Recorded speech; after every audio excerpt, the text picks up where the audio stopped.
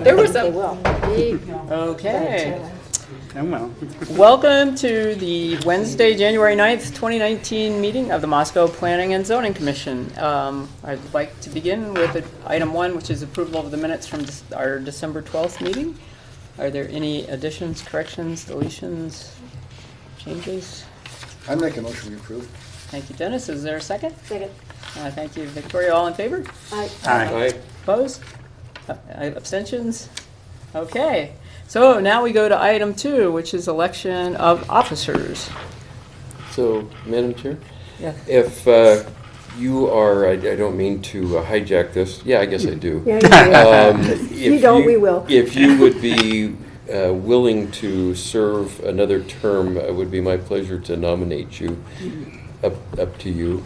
Well, I appreciate that. I just want to make sure I'm not hogging the position. So if there, does anybody else I don't just jump see a into? lineup. You're doing wonderful, girl. Absolutely. Well, thank you. That's No, I'm good willing. feeling. I'm willing to concur in that nomination. I think you're doing a good job. well. Thank you very much. Okay, I accept. Thank Okay, you. super.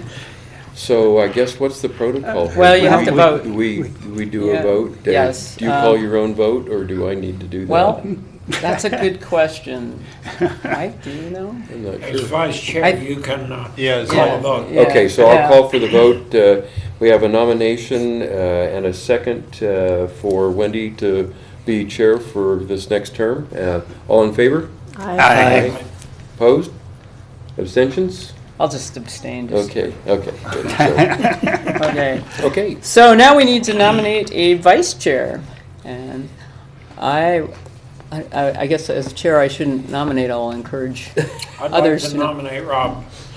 I'll second. okay. I'll be happy. Okay, and I'm going to handle this vote.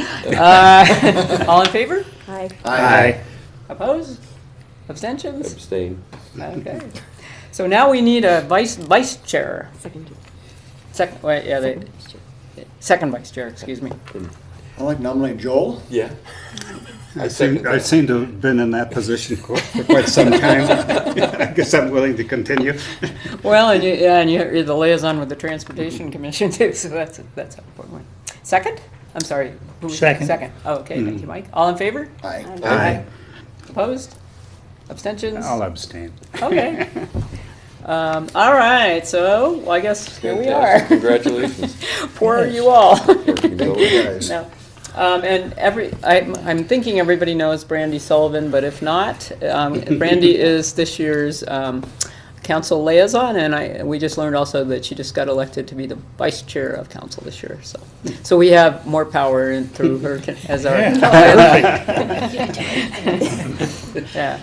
Anyway, so moving on to item 3, is there any correspondence from staff?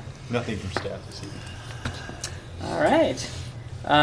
And I got that one email I forwarded to you, but it really has to do with the hearing at the next meeting. So I think we're good on that. So, yeah. So if you get anything that is pertinent to the public hearing about our comprehensive plan, just forward it to Mike so that that's what I done. So. All right. Item 4, Joel, your Transportation Commission is. The Transportation Commission will be meeting tomorrow from 4 to 6 in this room. We've already reviewed what they did the last time. Right. The agenda for next meeting, I think the major item of business will be a presentation on and review of the Public Works priorities for 2019. Okay. And you don't have any idea what those are going to be, huh? Nope. Okay. All right. Moving on to item 5, which is an opportunity for public comment. If any members of the audience would like to get up and speak to us about items that are not on our agenda or before us tonight, or currently before PMZ, you're welcome to come speak your mind. Are anybody here for that purpose? Yes. So please state your name and address and for the record. My name is Chuck Bond, 626 North Moore Street in Moscow, Idaho. And I'm not much of a public speaker, so I apologize if I bumble my way through this.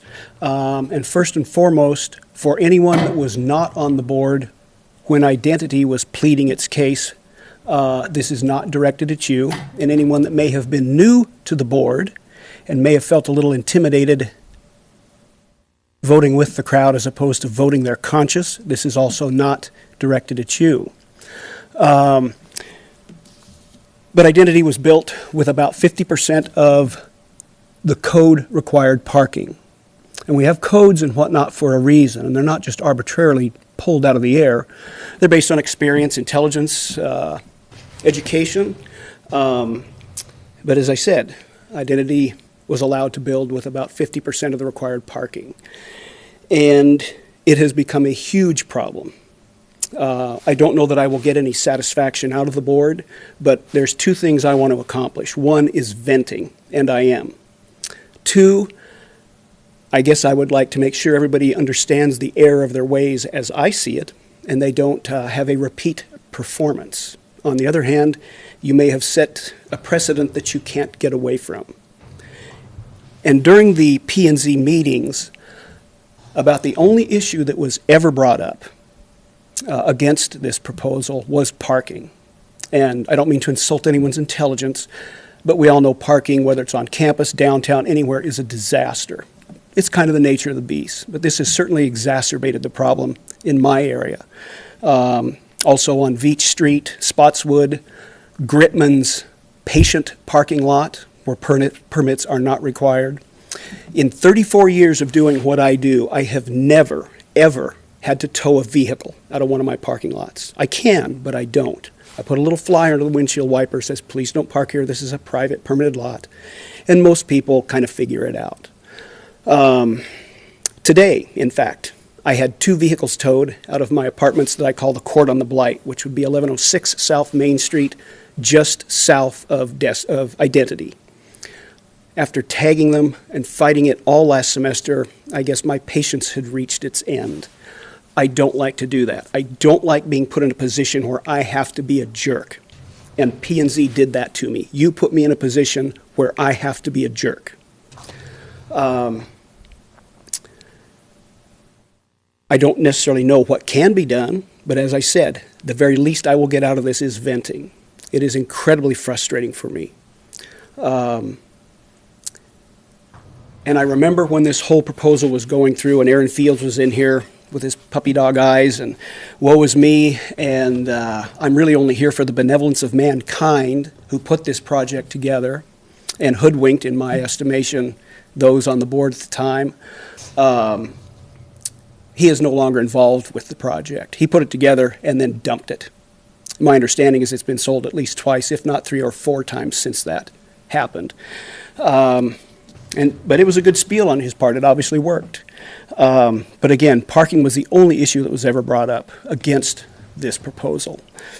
And I remember Mr. Reese talking about how this was exactly what Moscow needed. A little bit of a sidebar, it is not exactly what Moscow needed. If somebody wants to build apartments, more power to you. Absolutely have right at it. What Moscow needs is jobs for college graduates, but that's a little different subject. The apartments were not needed. And it was talked about how this was going to clean up that corner of Moscow, the Troy Highway 95.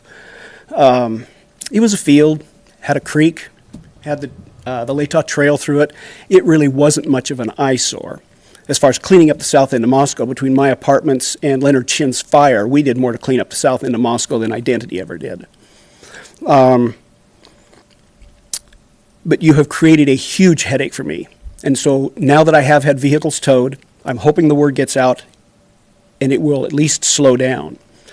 But now I'm in fear of the repercussions, the vandalism, the graffiti, whatever, because some juvenile, regardless of age, is upset that their vehicle was towed. I will suffer the consequences of that. Besides being made to be a jerk, I will suffer the consequences of that. I remember when the appeal was made, oh gosh, they talked about all kinds of great things. Zip cars. I don't know if that was included in the development agreement, but I have never seen a zip car there, ever. And if that was part of the development agreement, and I don't know that, but if it was, obviously there's been no follow-up. I guess had I thought for a second, I probably wouldn't have done it, but the possibility might have run through my mind that, well, if I can tell them I'm going to put in covered bike parking and round up a couple zip cars and be allowed to build with half of the required parking, I might have done that. Probably not. As delinquent as I was as a juvenile, I do try and follow the rules now. So like I said, I don't know that there's anything that can be done. But I was going through the minutes of the meeting where all of that talking was about parking.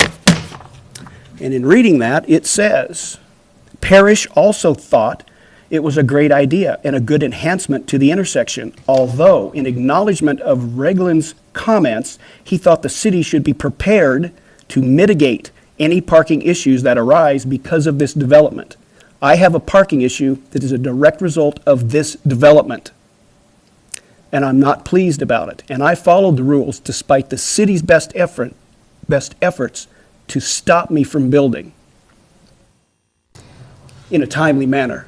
They were more than happy to take my money, which was $42,500 just for the permits, but it was nothing but roadblock after roadblock, moving the goalposts, and it was incredibly infuriating. And I told who is now the mayor, other city officials, I will never build in Moscow again. Now, I can say that with certainty because that was my last project. I was done. But to have this come back to haunt me when I played by the rules, followed every rule, even though they were changed during that little project, is pretty disheartening. So, since that statement was made, that the city should be prepared to mitigate any parking issues that arise because of this development, what are we going to do about it? Well, we'll take your comments into consideration. I mean, this is probably the first I've heard anything about this, and I don't know. Well, one of the other things that was presented is they were going to arrange to get permits from the university. Well, first off, what the board was really hoodwinked by, and I can't believe anybody suckered for it, was the comment, if you don't build parking, they won't bring cars. That may work in Seattle or Portland or Corvallis. This is North Idaho. You got to have a car to get here. And again, I cannot believe the board took that under advisement and went with it. But they had also presented the idea that they would make arrangements with the university to buy permits in the lot that would be across 95, just directly west of Identity. I believe it's a blue lot. That won't happen. The university will not sell permits to that lot to a student who is not on campus.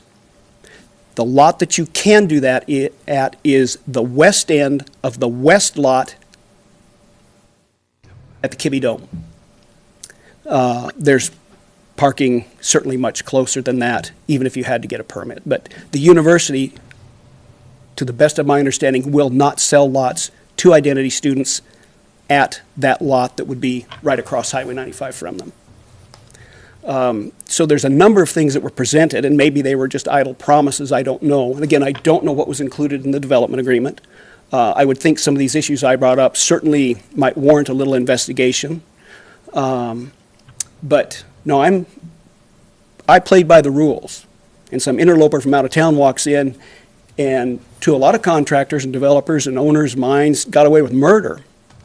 I don't think there was any validity to it, but one property owner in town said he would be interested in doing a class action lawsuit against the city. Now, again, I think it was an idle threat, but there's a lot of people that are pretty upset about it. And I think the board made a huge mistake. Well, we're one part of the process. Correct. Oh, absolutely. But this is where it we're a starts. commission This is of- where of it starts. Volunteers. We also have a city staff. We also have a city council that went through, Absolutely. et cetera. So I appreciate you coming. We understand your comments. It's the first that we've heard of it, and I think we need to, we have them in the record, and it certainly, you raised important points that, it was an experiment at the time, and it didn't work, obviously, or it has. But if some you're going to do an problems. experiment, you should do it where if something goes haywire, it doesn't affect anyone else. I mean, that's like testing a nuclear dump site in the middle of a residential neighborhood. No, you're going to test it miles and miles away from the population. Okay. Now, granted, that's an extreme example. Yes, sir. Well, I think it doesn't help the cause to describe extreme examples like that. I was on the board, you read my name in that. We acknowledged that this was a little bit of an experiment, but we thought that it was worth trying to do this, and then we would come back. As Wendy has said, this is the first feedback we've had from anybody regarding the issue. I think that we can have some additional discussions about it. Obviously, they're not going to build additional parking places. Of course not. No, absolutely not. That part is done. But we did also talk to the neighbors that if we got feedback, we certainly would work with the city to try to mitigate that. So I agree with Wendy. I appreciate your feedback. I think that the story is still unfolding a little bit here. And I don't think anybody on this board had any intention of making you No, a absolutely, bad guy. absolutely not. I think know we that made was a not the I think intention. we made a rational decision. It's certainly, I appreciate that you have given us some feedback on that decision. Well, I have two, Mr. Reed, yes, sir, go two ahead. questions, Chuck. How many units do you have nearby? I built 24 units, and then there was a little house that is still there, and so there's a total of 25 two-bedroom units. And where are the units exactly? 1106 South Main is the address, and it would be where the trailer court was, and it would be the property just south of Identity on the east side of Highway 95. And just as a point of interest, other than the parking issue, do you Have I had any other problems? do you think there are other things you see in the? Yes, So sir. you're not very happy with the buildings themselves then? Well, the buildings themselves make no difference to me. When you build everything based on the lowest bid, that's what you get, and more power to them. I prefer to build a little more upscale, maybe, a little better building. But are you interested in what some of the other problems are? Yes. Okay. For a while, people from Identity were parking up on Henley Street, and it got to the point that Henley Street could not be driven through, is my understanding. But during that time, when they were parking on Henley, after the bars close, 2 in the morning, they would come walking down through what was Leonard Chin's property, and then down across mine, waking up my tenants. Of course, there's a distribution of beer cans and food bags and whatnot, and just behavior that I would not want in my neighborhood. And I've never had any problems or complaints prior to Identity going in. Now, my understanding is everybody got towed on Henley, so now they are back into whatever they can find, and the majority of it is my parking lot. Like I said, I've been fighting it since they opened, and I spoke to John Carpenter is his name, who is sort of the on-site, he's the guy if there's a problem. Not into management or the rental side, but into the maintenance issues and things like that. And I said, it would be advisable for you to tell all your tenants, do not park in my parking lot. I'm sure that fell on deaf ears. As, you know, when I've had to go out and tag people, one of the vehicles was towed today. I tagged it last semester. I tagged it 2 days ago. Little flyer that says, please don't park here, this is a private permitted lot. I don't have to do anything, but I'm more than happy to try and give people the benefit of the doubt. So I tagged him 2 days ago. Yesterday he was back with a chair under a blue tarp in his pickup. I tagged him, in my mind, a third time, and I wrote on the tag, I won't warn you again. Well, his pickup was back this morning. The chair and the tarp were gone, so I know he had left, and his tonneau cover was down. That was it. I called called Ben Brandt, said, Ben, I got a vehicle for you. Come get it. So we've got the noise, the garbage, which probably has now diminished since to my understanding, they are not parking on Henley. I have had noise complaints from my tenants about people in Identity, and every morning I read the News of Record, and I glance through to make sure there is not anything going on at any of my addresses. Unfortunately, that is usually the case. But quite often, more often than not, I see noise complaint, 1103 South Main, or 11, whatever they are. It's the identity. They've got 3 or 4 addresses, and it's the identity addresses. So there's the noise. Of course, they are pet friendly. More power to them. But for those that I guess are closer to my building, I don't know where their pet area is. Maybe it's just the creek. I don't know. But about every other day, I've got a little area with some trees in it that would be just north of Building 3 and south of their parking lot. I go clean up dog manure. I suppose it could be from anyone's dog, not necessarily identity, but I have a no-pet policy, and I did not have this manure problem prior to about October, September of last year. So in my mind, I've got the pets and the manure problem, I got the garbage and the noise, which may be diminished, but the parking is the big issue. Like I said, I have never towed anybody in 34 years, but I had 2 of them today. And it is so frustrating. I got a call this morning at 3 o'clock. One of my girls at the Court on the Blight, Jasmine, 4101. She pulled in at 2:30 after work, no place to park. And she's entitled to park there. She's got a permit. She paid for it. And so I was down there, and I tagged everybody. I should have called a wrecker and just said, you come get anybody out of here that does not have a permit, but I don't like doing that. Well, I think we understand what you're saying, and it's going to require some follow-up discussion at our level, but we're just one. No, I understand. Yeah, one level of discussion. So I'm sorry that all this has happened. It's disappointing. So Very disappointing. Yeah. Very disappointing for me. yeah, I'm sure You it guys is. make the decision, but I have to suffer the consequences. And was it John Freeland? Was that his name? Yeah. Is that correct? At one of the meetings, when you guys had kind of approved it, and parking had been mentioned numerous times, his comment was, if there's a problem in the next 50 years, come back and see us. That was his comment. Maybe not word for word, but pretty close. And I wish he was here. But he's not. So people that make the decisions really don't even have to suffer the wrath of an unhappy patron, so to speak. But that was his Well, I can comment. tell you, that wasn't a good representation of us as a whole. I mean, I'll say. I would agree. He's nowhere to be known right so- now. So, yeah, I think I recall him coming in 40 minutes late to that public Yeah. hearing, as a matter of fact. So I don't think that he This basically. whole thing was a struggle for yeah. all the board. I mean, it was, even when Scotty come in and he looked at it, and I was one of these guys that I probably would have voted the other way had I been here a little bit longer on the board. I'll just say it. And Scotty come in here and he said, he asked me, did you guys really do this? I said, yeah. I think you said it out loud. How did you guys do that? But even with me voting for it, it was a struggle. I mean, and you guys struggled too. I mean, that was We talked about parking for, I mean. It was my scary. husband owns a bunch of apartment buildings in. But I'll bet they're not in next door Pullman. to Identity. In Pullman, no, they're in Pullman.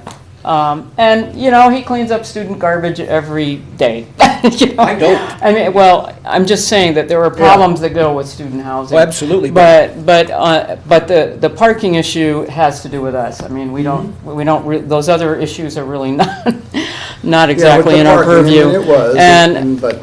Now, when And I say so I we don't clean up appreciate- garbage, it's because I don't have garbage to clean up. I have an incredibly high caliber of tenant. Yeah. Incredibly high. Well, unfortunately, everybody has to live somewhere, and sometimes you can't get the high quality. Yeah, the parking tenants. is, like I said, it was tough on us. It wasn't, like I say, it was almost an experiment-ish, but it was scary going in, and obviously the worst has come out of it, it appears. And there was quite a bit of talk about students who wanted permits working a deal with the university, and really we're not involved in that process, so I don't know Well, what but had you what known, happened. had you known that tenants at Identity could not get permits, as was talked about, maybe that would have changed your thought, your vote. Oh, you're talking about, however many cars that we're not going to have parking for, but we're going to have cars there, and they're going to get permits right across the street at the university. Had you known that was a no, the university would have said, absolutely not. That is not our job. Maybe that would have changed your vote. So maybe checking into some of these promises, idle promises in my book, would have been a good thing before the decision was made, like the zip cars. Well, they were supposed to I be saw- part of the deal, the I zip saw cars one. were. I saw one on Yeah, campus. and I have never seen one at Identity. And that's all I do Well, anymore. it said identity it's a on it. requirement with the development. I mean, it was part of the approved plan. I mean, you know.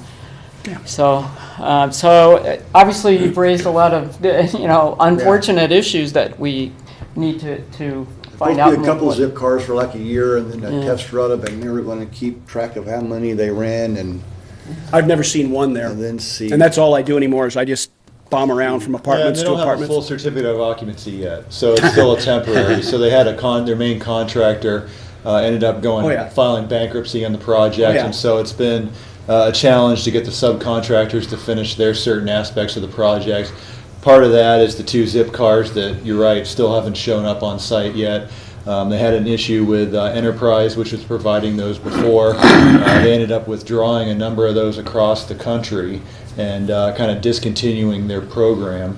And so they've been working on trying to contract with another entity in order to provide those cars. And so, yeah, that's still ongoing, try to get those on site, but they still have a temporary and not a permanent certificate, as well as a number of other things associated with the buildings and the landscaping. Obviously, can't put landscaping in at this, juncture until it warms up a little bit. So, yeah, there's a punch list that still needs to be completed, and those 2 zip cars are still part of that. Okay. So there was about 400 bedrooms built. 309, in the initial plans, it was somewhere almost 400 bedrooms was what I recall. So there must be a number of units that are not finished. Is that correct? I believe all the units are finished, but they still have minor building code corrections in order to complete on those. Okay, so we're not looking at 50 bedrooms that aren't finished and aren't rented. Correct. Okay, because I was just thinking if that was the case, You'll have more then obviously the problem's going to get worse. Yeah. So Well, thanks, Chuck. We get it. Yeah. We've heard you. You had a question, ma'am? I Yes, we I have. wanted to say that I've been wondering what's been going on out there. I wasn't on the board at the time, but I would have voted for it for the same reasons they did. So,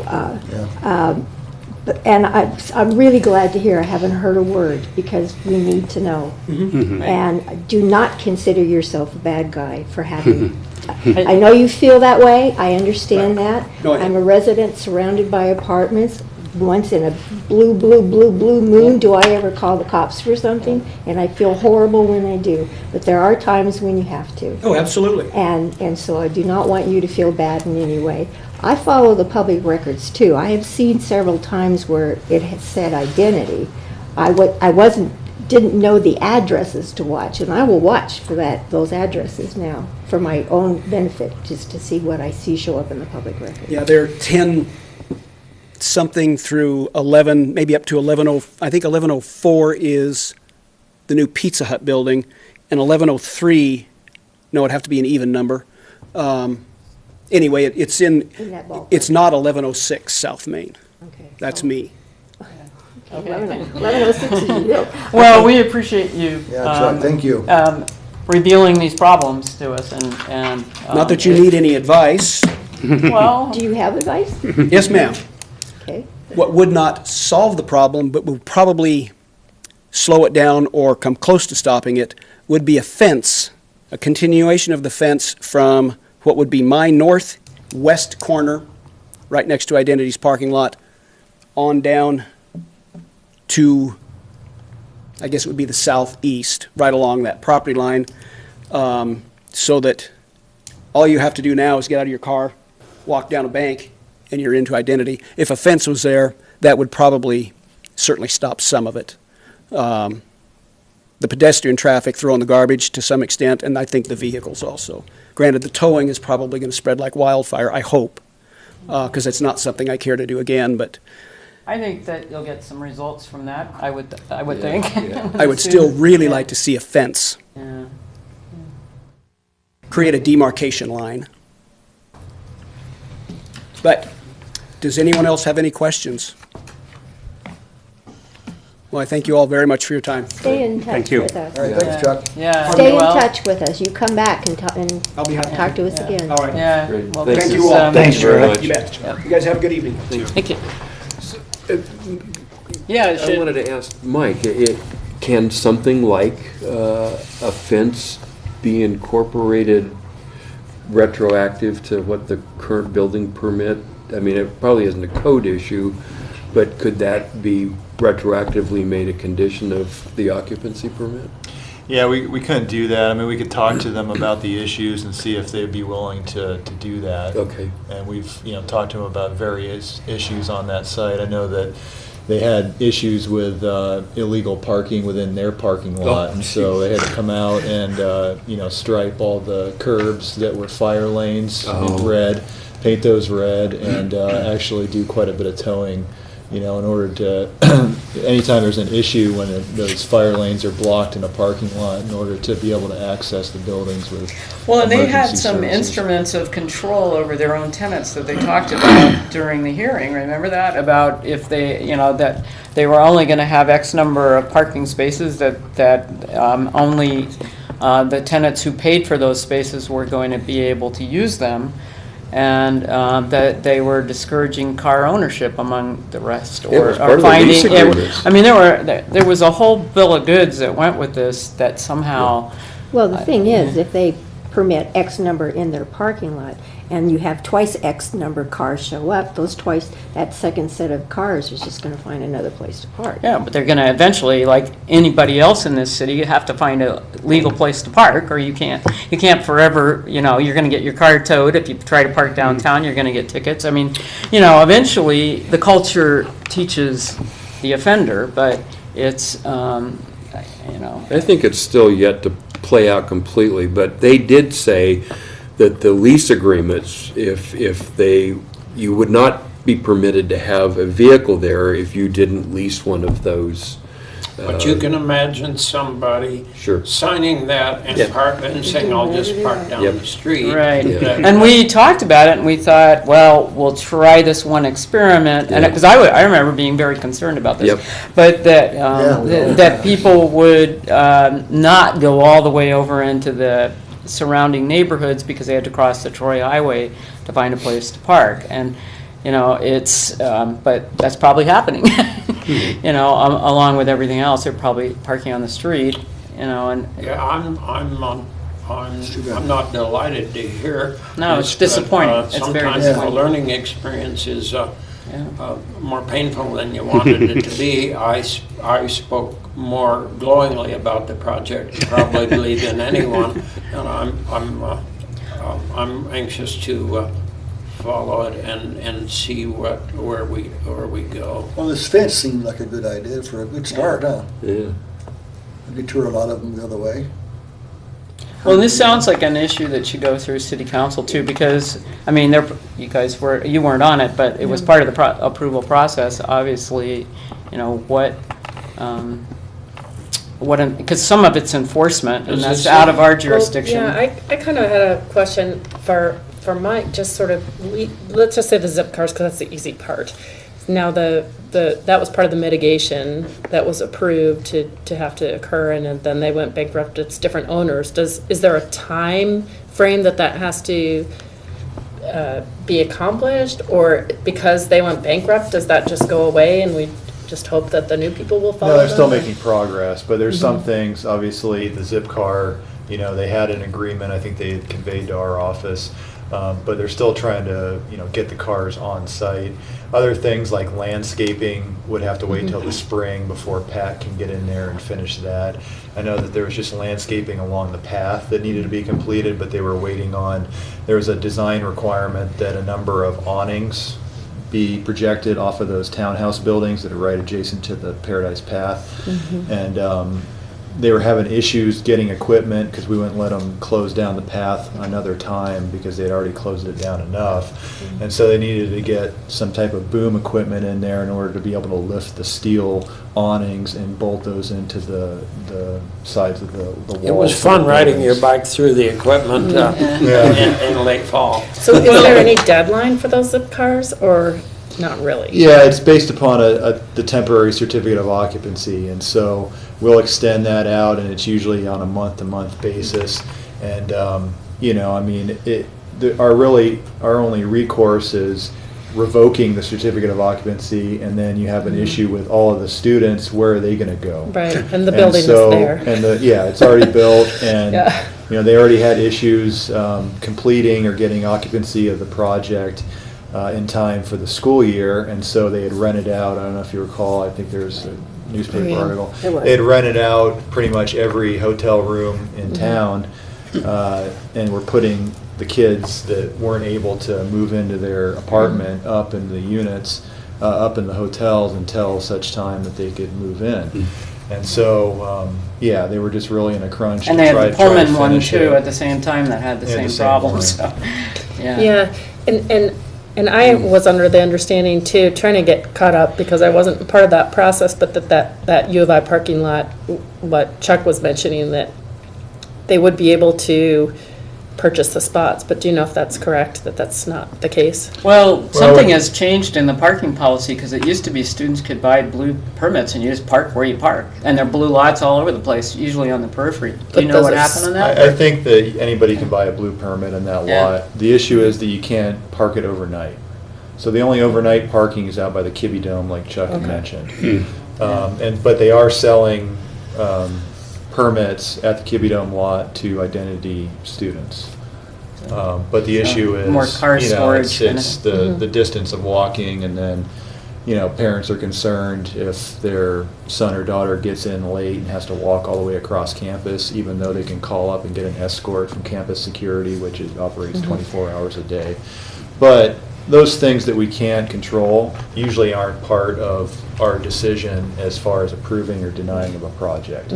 We just control, you know, the commission decides to approve or deny applications based upon things that we can control ourselves, like zip cars arriving on site and bike parking and number of spaces and things like that. We thought with the proximity, I mean, it was a big question, it was a big debate in the commission, and there were concerns, I had concerns myself, but it was like, okay, is there a cultural change, is it close enough to campus that somebody could actually, and downtown, somebody can live without cars? I know from being a faculty member for 27 years and taking students on field trips every semester, that not every student owns a car. You know, a lot of them have to double up and find, or, you know, triple up, and so I'm a little surprised it's this bad, but it's disappointing. And It may also be a problem that is somewhat solved through time, as Right. people decide not to be there if they have a car, and other people move in because they don't. Right. It may right. partially resolve itself through time. Well, it's a drastic change to that area. I mean, you Yeah. had an empty lot that was formerly a railroad corridor Right. that sat vacant for a number of years, and now all of a sudden you put 152 units there with a number of students, and, you know, there's going to be a certain Right. learning curve as far as where you can't park. And I think part of the issue was, you know, when they were selling, it was kind of the leasing component of identity. I don't know that they were being completely clear that parking was going to be limited and you were going to be required to pay for a parking space. But when we went through the commission, I mean, there's a number of things that pointed to a reduction in parking.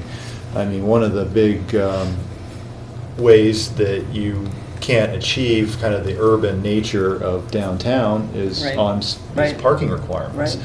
And so if you're looking towards Legacy Crossing, which is directly across the street, that's automatically a 50% reduction in parking just right across the street. And they don't have to do anything like provide zip cars or provide all this bike parking and storage facilities.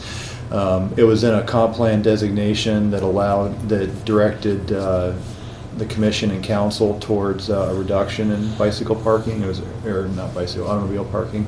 It was an urban mixed commercial Right. designation, so Right. it pointed to that. You have Paradise Path that runs directly through the site, and it's an odd linear shape of that property. I mean, you end up putting, you know, more parking on the site, and you end up with just a giant site with a parking lot. And so those were kind of the factors that, you know, you start to think about on that when the commission approved. Well, and you know, that project. 150 covered bike They have covered bike. I mean, that was all in the mix of our conversation. So, garage. I don't mean to get defensive, but I think we made the right decision. And I'm convinced that if we had denied, it would have been approved by council. We've seen that happen before, and Yeah. I don't think there was a compelling reason for us to deny the application at that point. I do, but I agree, we've got some lessons that Well, it seems like there's we're some learning here, enforcement so- issues, or somebody from the city needs to have a conversation with the manager of the building and say that the city's received these complaints, the commission's received these complaints that the tenants aren't, complying with the law of the community. I mean, it's not just, it's off-site too. I mean, it's parking regulations everywhere. You can't park downtown all night, you get towed. It's, so, Mike, did you, yeah. have you heard other things from the project to kind of be ready for this comment tonight, or are you a little as surprised as we are, I guess? Yeah, I'm surprised. I mean, the only comments we've received, or complaints we've received in our office are mainly parents of identity residents that for some reason have an issue with the development, weren't able to move in, didn't get on the wait. Well, they got themselves didn't in get, yeah. I mean, the biggest one in a was pin, probably for sure. probably parking, because they charge for each of those parking spaces, and I don't think that that's an issue that they charge. It's that there's a waiting list to get a reserved parking space that's, I think, into the 50s and 60s. Well, I think it's showing us that students are still driving cars more than we wish. Well, I mean, it's just showing that, and yeah, it's- the national trend really hasn't caught up Here- to here it hasn't caught up, rural yeah. Idaho. Well, I This think is the part of it. exciting thing is that it's a signal that we need to watch carefully, learn from it, if Legacy Crossing ever does what we think it could do, it's going to bring more people into the center of Moscow with parking issues. I don't think there's any doubt about it. We'll play like a larger town in the middle of our village. Yeah. And so I think it's a real opportunity for us. So you keep your eyes and ears open, and we really ought to make this a good learning curve. Yeah. So is there a follow-up recommended, I guess? What, Would he, is there let's see, does city council have the same 15-minute deal? yeah. No Who problem, yeah. knows, you might hear him twice.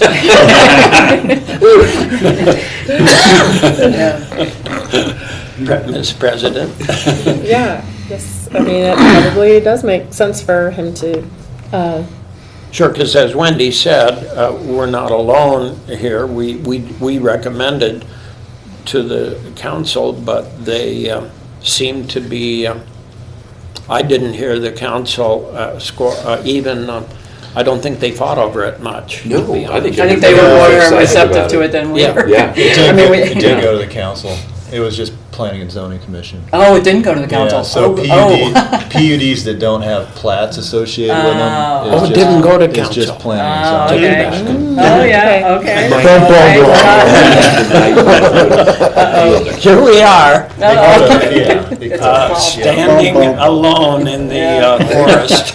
well, it's maybe appropriate to just pass something along to notify that this comment happened and here are the concerns, and perhaps some of it is an enforcement issue, and is there some, It sounds like it is an The city could enforcement have issue to- at this to point, assist with because this we can't reverse the unfolding. development. I mean, we can, Right. it certainly would influence our future decisions about other developments that would come with the same request, probably, but in terms of, it seems like right now, it's an enforcement issue more than anything, and I don't know, I mean, I guess, so you're saying it should go through council, or it should go through the building What do you department? think, right? Well, it'd just be through our department, Yeah. to work with them as much as we could. I mean, obviously, there was things happening as far as towing on Henley Street and all of that. Yeah. But yeah, as far as enforcing on other people's property, Yeah. it's up to the You private can't- property owner in order yeah. to take care of the situation. Right. But we could certainly talk to him about the issue and call the manager and talk to him about possibly putting in some type of barrier from one, Fence, yeah. one property to the Yeah. I think that's a great idea. And the towing issue, if it is towed off private property, in Charlie's case, he pays for that tow until they can be worked out, and it's a battle I fight all the time. Do you tow them and pay the $195, or do you keep He reminding has to them? pay the tow bill? Yeah, he's gotta pay if it's on private property. That's why, So it's a lot better off to push the car out in the street and call the city. But I mean, it is a fiduciary commitment by the Wow. private property owner to have these cars towed. Change that. That's what Yeah. it should change. Yeah. Well, We that, do that here? So That how was do a- they get their car back without paying it to get it out of Hawk? at that point in time, then it is supposed to all work out. Yeah. The car owner Oh, then that's pays okay. it, and Yeah. then in other That's words, okay. if you, 3 of the last 5 tows we've had, we never got paid back for, and the cars got abandoned. Oh, Is that why so, he's got so so many a parking on a public street, let's say somebody's parking in a place where they're not, they can't be, or for so many days and they get towed, that's a different thing than being on private property is a big Correct. deal. Correct. Yeah, the private property versus the public, it's two different criteria. but you still have to get your keys back from the tow company. And- Absolutely. And presumably you have to pay to get those keys back, and then some of that money should go back to the, I don't know how it works, but I'm just wondering. Haven't think you're haven't good. been towed in my life. Yeah, well, and I haven't either, but I know I've been on the Knock other on. side of that coin, Yeah. and I know that rule has been changed in the last 10 years or so. Let me tell you about being towed. If you had a 15-year-old son, who's driving, You get towed. it's really easy to get into a situation where you get towed. Well, and something that Mr. Bond could think about too is if he has to pay for a tow and more tow and somebody doesn't, maybe look into the fence as a shared cost or something that they could Yeah. work together on. Right. That makes sense. To save them both a headache. Yeah. I think probably both parties would have to relax a little bit and calm down and discuss it more, but Yeah. Yeah. So do we need to make any kind of motion for follow-up, or just? Public comments. Just public comment, okay. I mean, and definitely further conversations on this matter. I assume there was you didn't want to speak during public comment? Well, I have Oh, you would? couple thoughts on your matter right now. Mm-hmm. I'm from Okay, well, come Southern up, California. yeah, if you could come up to the podium, please, and I actually came here to hear about your flooding, but. if you could state your name and address, Sure. please. My name's Kathleen Harriet, and I was born and raised in California. I just recently moved to Moscow. I'm looking at different cities that I might possibly settle in. But I could tell you this, the parking issue will not get better based on what Cal Poly in San Luis Obispo had to do, and Huntington Beach, their city has been sold the idea that high-density building increases revenue for the city, so they've been bamboozled into very similar facilities like Identity. And the common thread is the buildings never, and I can confidently say never, accommodate the parking necessary. Part of it is the cost for an apartment in Southern California designed for 2 people usually has 4 to 6 people. And you're not immune to it here. It's obvious that you're not immune to it. When I was looking for places to live, I saw Identity come up online, and I thought, doesn't look like there's enough parking, and that I'd have to walk a long way to, wherever I do park. And I'm slightly disabled, so I don't want to have to walk too far. But I do know that you could probably do some kind of collaboration with the college. First of all, it's about communicating. They may not even be aware how severe the problem is. So first of all, you can't assume they know. And once they know, there might be a way to work things out where that east side of their campus could have overnight parking, because I don't know anybody in their right mind who would want to walk from Kimball all the way over to Identity, especially if you're working a swing shift. And I do believe that there might be some creative ways to accommodate the parking, especially if the landscape hasn't been done. You might be able to squeeze in a few spaces where you thought you'd be putting plants, but have room for small cars. Cal Poly got rid of a lot of their agriculture land for parking and buildings. A lot of them were academic buildings, and I'd say probably 75% of it was increased housing, but they made a rule for their freshmen. No freshmen are allowed to have cars, and freshmen must live on campus. And that solved a quarter of their problems. And they're very hilly, very similar. In fact, Idaho State University campus is very similar to Cal Poly San Luis Obispo, and that it's an uphill climb to a lot of your classes, or if you're lucky, downhill. And I wanted to kind of get a job there, and I thought, egads, I drove to the campus and thought, I'd need to have like special accommodations to get a ride to my office, whatever office I was working at, because I physically couldn't walk a campus like that anymore. So I'm optimistic in that you could probably come up with some creative solutions if you're communicating with the right people. I do believe it can be solved, but I know this: never, ever again, if I was in a position of decision-making, allow a building to be built that did not accommodate 2 parking spaces for every apartment, 2-bedroom apartment, 2 people, and you'll still get twice as many cars, because, trust me, it's 4 people at the least sharing a 2-bedroom apartment. When I was in North Hollywood recently, and I did a downtown teaching contract in Union, you guys aren't probably familiar with the area, but it's where the gangs kind of meet at Pico Union, and the parking is just, it's a nightmare, and it's very scary because you're in gang territory. And I thought, well, maybe I should go all the way to North Hollywood. I went in to these complexes where students were living and residents were living, and they had converted living rooms into bedrooms. So there'd be a 2-bedroom apartment, but 7 people living in it. 3 of them would be in a living room. And I thought if I went further out, that problem would go away, but it didn't. And I'm sure it's because cost of housing is just forcing people to triple and quadruple up. Anyway, that's my 2 cents on that. And I didn't want to take your time for it. Thank you. Thank you. Thank you. Thank you. Welcome to Moscow. Yeah, welcome to Moscow. The other thing I want to say is, those cars are somewhere. I have a pretty good idea where some of those cars were, and that area has been barricaded off now. So where are these cars going?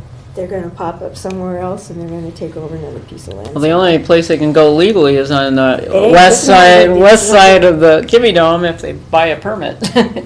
Yeah, right now, I mean, I guess. Well, and the intriguing, I mean, the complexity of our little town, we've got a big dwelling right in the middle of downtown on Friendship Square with no parking.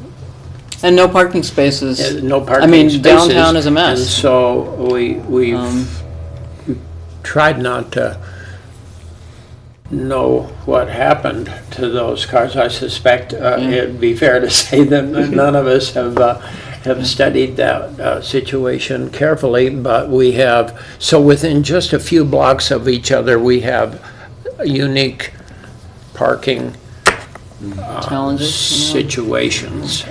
We sure do. Well, it's good. Thank you for your comment. Yeah.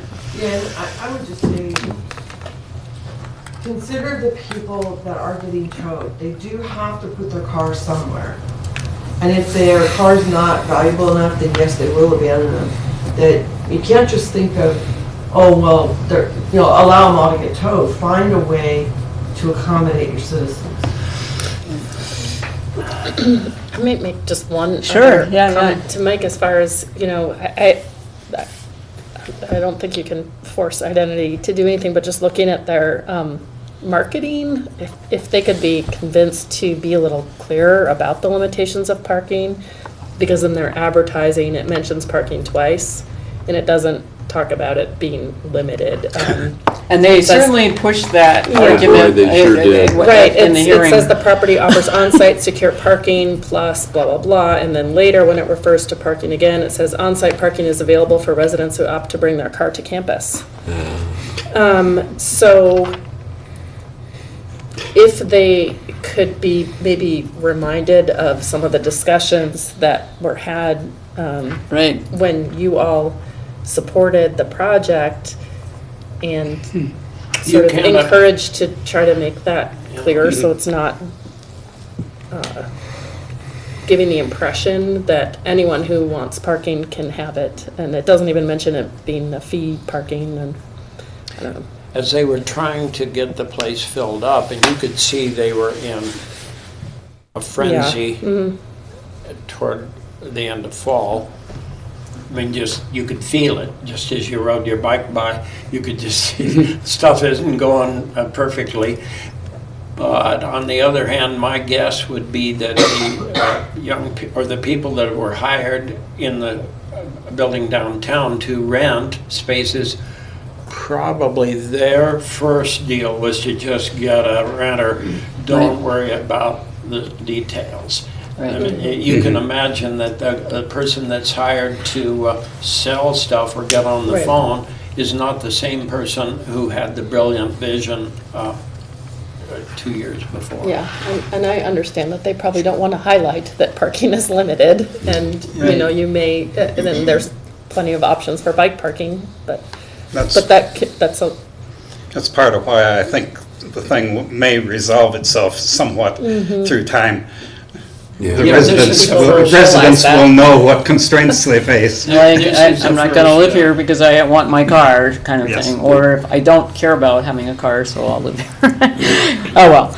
So, that was quite an extensive public comment. But we are now on item 6. We haven't had this much fun in years. Makes up for a number of no comment. Right. No, it does. Makes for interesting times, yeah. Then item 6 is a review of the 6-month stay limitation for recreational vehicles. And Mike, you have a presentation on that, or no? Yeah, so this Okay. is I think there's a request letter that was part of your packet from Mr. Gary Lester. I think Gary's supposed to be here, but I don't see him. Yeah, I tonight, was wondering so- if he was coming this. Yeah, he wanted to come talk to us about it, but we might have to postpone that till next meeting to have the discussion with him. But so if you recall, late last year, August 22nd, you approved a proposal, and this is in his Abiel Mobile Home Park, which is at 603 West Palouse River Drive. He was in the process of kind of cleaning that up and shifting some of his mobile homes and getting some of the older ones out of there and some of the smaller ones that weren't able to be rehabbed, relocating those off-site and looking at designating some RV spaces within the mobile home park, and that was ended up being approved by the commission on that night. And so he's got 2 loops there. There's a number of spaces that are too small to accommodate mobile homes, and so those were the spaces that he was looking at designated as RV spaces. And also there was a number of transition spaces that he was looking at where he wanted to allow RVs in those locations, and then as he ended up attracting new residents and being able to buy new mobile homes to move in there, kind of transition those out in a 3 to 5 year time frame from RVs temporarily to more permanent mobile homes at that point. So this is his mobile home park where that was approved. You can see he was primarily looking at this eastern loop the smaller one here on the east side. There's a common laundry building, clubhouse here in the middle. And you can see a number of spaces that are currently vacant, and they're quite a bit smaller than the typical mobile home space. And so he was targeting these spaces along this eastern loop in order to allow for some RV spaces in there. And then there were some located along the western loop as well that were intermingled within the mobile homes. So this was his proposal. The highlighted ones are the ones where he wanted the ability to allow RVs primarily on the west side temporarily for 3 to 5 years and then transition to mobile homes. But a lot of the ones on the east side are small enough that it probably would only fit an RV in those spaces. And so we recently received a letter, it's attached to your packet. He requested that the commission explore removing the 6-month limitation for occupancy of recreational vehicles. And if you recall, that night we had a little bit of discussion about the 6-month limitation, and I think the commission was receptive at that point to maybe exploring looking at changing that or eliminating that potentially. So this is what the code says. Persons occupying vehicles with total hookups, including sewer, water, electricity, should not occupy an RV space for a period exceeding 180 days in any 12-month period. Nor shall the cumulative occupancy by such persons of different RV park spaces anywhere in the facility exceed a total of 180 days in a 12-month period. So in any one park, you're only allowed to stay there essentially 6 months. You could, I guess, move to another park, for the other 6 months.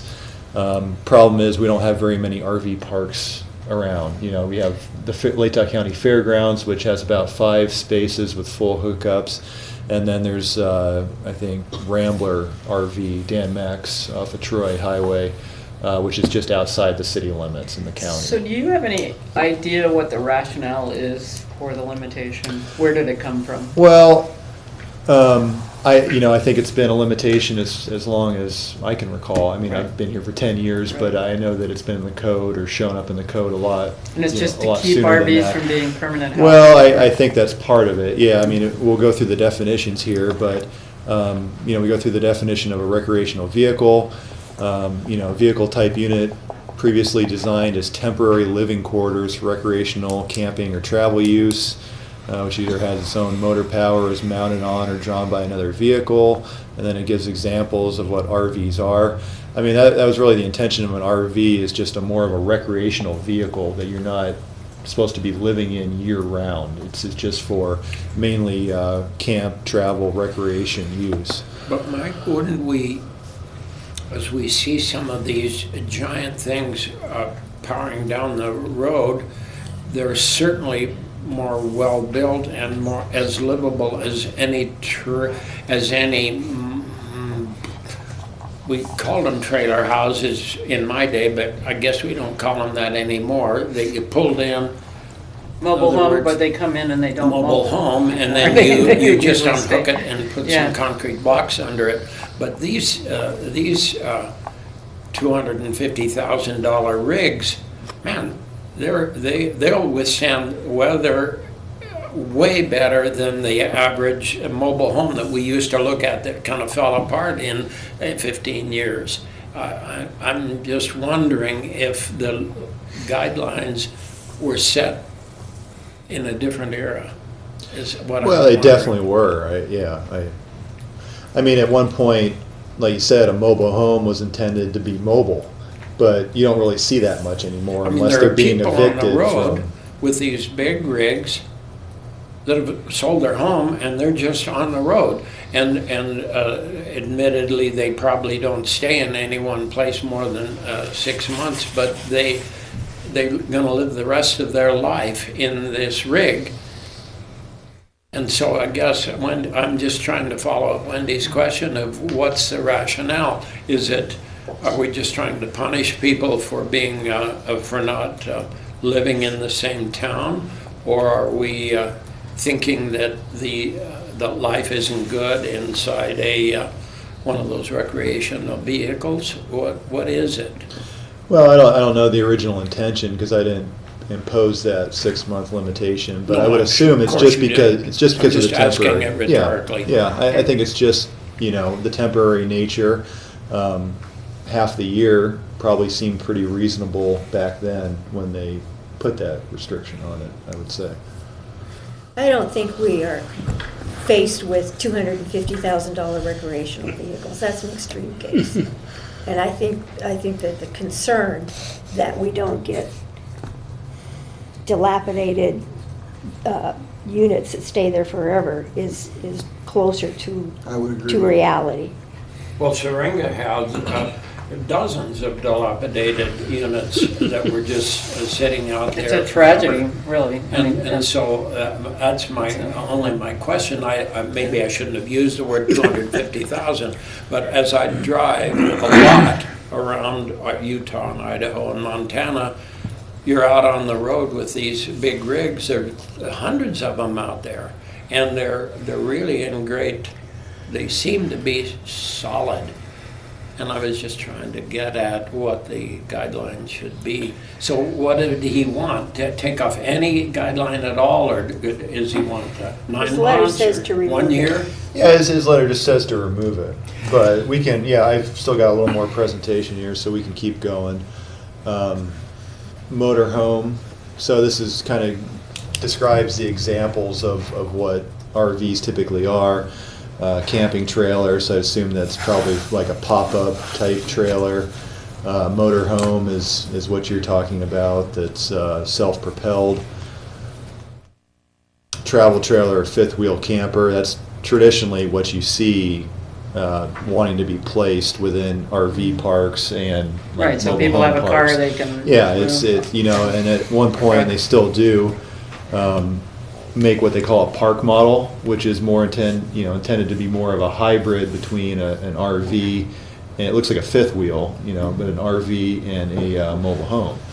But the state's made it clear that even though they're called park models, they're still RVs, and they have to be treated as such. But I mean, that's what has happened over time is that they've gotten better and more expensive, and they've kind of there's been this hybrid between units where people want to live year-round in them and ones that people just want to recreate in them, seasonally. So I think we've seen that dynamic happen. Right now we have the definition of travel trailer, fifth wheel camper.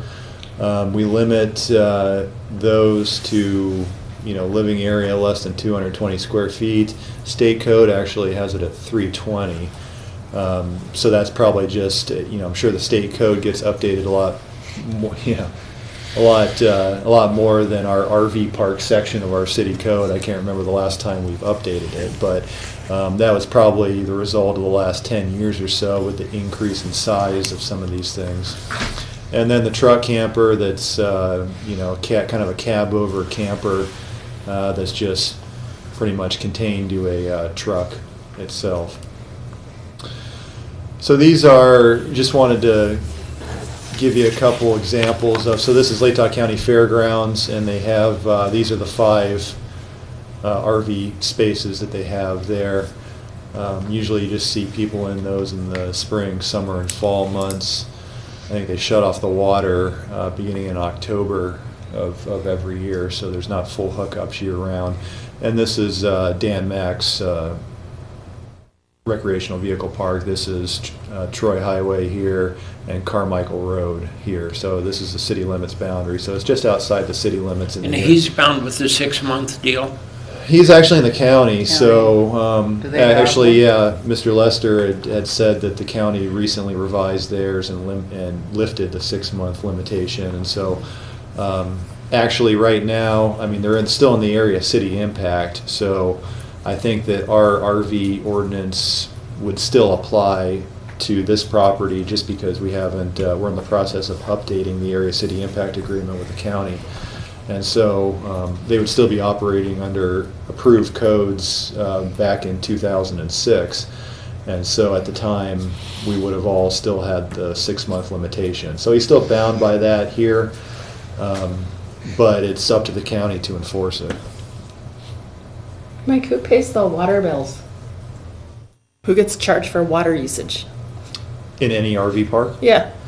It would just the be, individual- yeah, there's usually just one meter that are set up for all the units, and then it's the park manager that gets charged for it. That's why they build in, even mobile home parks, it's the same thing. There's not individual meters on each unit. There's one line that goes all the way around, and there's individual connections. And then there's just a flat rate that the park charges in rent, and it's supposed to cover those utility costs. That's why it's become, pretty attractive to people with tiny homes and RVs in order to try to locate more of a mobile home park, because I think I have a slide on it, but you'll go through and, we charge the same connection. So if you were to set a tiny home on just a single family lot in town, we would charge you the same connections as far as water, sewer, to hook up as if you had a 5,000 square foot house that you were building there. And so there's no sliding scale, as far as the, size of the house, as far as our utility connections. And so, that's one of the, I guess, benefits in a lot of people's eyes, is just the advantage of going into like a mobile home park and not having to pay this enormous connection fee as far as the meters or the general facilities charges to buy into the system. They just pay the rate every month to the park owner, and that's pretty much their utility costs. So this is this is a view of the Rambler here looking down. So I think you can draw a distinction between RV parks and mobile home parks, because it's clear that the amount of infrastructure that goes into the typical RV park is a lot less than the mobile home park, which usually has paved streets, curbing, gutter, things like that. RV park is more of just aggregate gravel, road bed, and then the spaces are pervious as well. And then looking at Gary's Park, quite a bit different of a feel. Paved roads, Yeah, curbing. see, the difference is those are like stationary homes, and we're pulling trailers in there for 6 months, and he's wanting just to leave them. He's wanting them to stay. Yeah, that's part of it, is that it's a big undertaking a lot of the time to get something in and out of there. And whereas you look at you've got the spacing and all the requirements here. That's what it's made for, is to get the RVs in and out of there easily, and to have the right turning radius in order to be able to do that without a problem. In here with these loops, I've seen them moving some of these larger mobile homes in there, and it's quite the operation to try to get a 20-point turn in order to get it situated in one of those spaces. So I think that's part of it. So, what we could do, thinking about this, is, there could possibly be, if there's concern about leaving the 6 months limitation, we could draw a distinction between just RV parks and mobile home parks. So, the mobile home parks that have RVs in there. So we talked about, a little bit different by the way the permanent improvements and kind of the more transient nature of RV parks as opposed to mobile home parks. So we've kind of discussed this and, feel pretty comfortable at the possibility of eliminating the 6-month limitation for RVs and mobile home parks. We can talk about whether or not we just want to eliminate that for, both scenarios, RV parks and mobile home parks. Well, I'm thinking of like the crowds that go down to Arizona for the winter, the snowbirds or whatever, and a lot of them leave their RVs there and they come back, or Florida or whatever, and they come back up north in the summer and then they go back down, and in a sense that they somehow make that work, but the RV stays there, so it's really become sort of a permanent fixture. I guess would the concern be the difference if, the worst element we might get here is a windstorm, and I've lived here when there's been a 70, 80 mile an hour windstorm that did damage to buildings, and it would take there's less to anchor an RV. I don't know is it a safety issue? I think Victoria hit it on the head with what she said, that's the concern. Yeah, it's really just to say that, that Is that you got they don't permanent want it to trailers become sitting there. permanent. Yeah. And because you there's no have foundation over it. permanent homes there. Yeah. People living in these permanent homes, and then you're gonna have, you don't know what coming beside you to pull in there. And if it is something that you don't, an eyesore, you don't want it there permanently, Right. is what I'm thinking. I can just see some kids coming into the university who are, find a housing shortage in Moscow and come down with their dad's slide-in pickup camper and spend a year or so. Why not?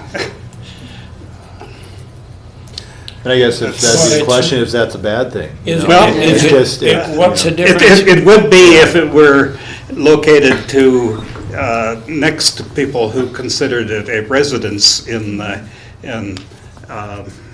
higher-end park. But many of these homes, many of these mobile homes, or whatever they're called now, are for rent. So, Yeah. at least when I was in school, I had a couple of buddies who just rented one of those things. They look around, and the cheapest thing they could find was a mobile home unit, and moved into it. They didn't own it, they just rented it for the 2 years they were in school or something. So I'm a little bit anxious about saying moving in with your dad's big rig is no different than renting one of the a mobile home. And I don't know how many there are. It'd be interesting to talk to Robinson, and over his years, how many students did he have? How many? You could imagine quite a few, probably couples who were in school that might have found themselves. I'm sort of surprised I didn't do that when I was in grad school. But Well, when we talk about, we've addressed the tiny home issue several times Right. over my short involvement with the commission. Here's where, and as per this letter that Gary sent in, the interest was she wanted to put a tiny home into Right. there and live and work in Pullman. So do we draw a distinction between A tiny an home. RV and a tiny home, because this one's got 2 tires on it, and this one's got 4, this one's heavier, this one looks more like a house? It's a tough call. Yeah. And I understand the concerns and how a lot of these rules got put into place, because you didn't want a bunch of run-down, falling apart, abandoned rigs parked around.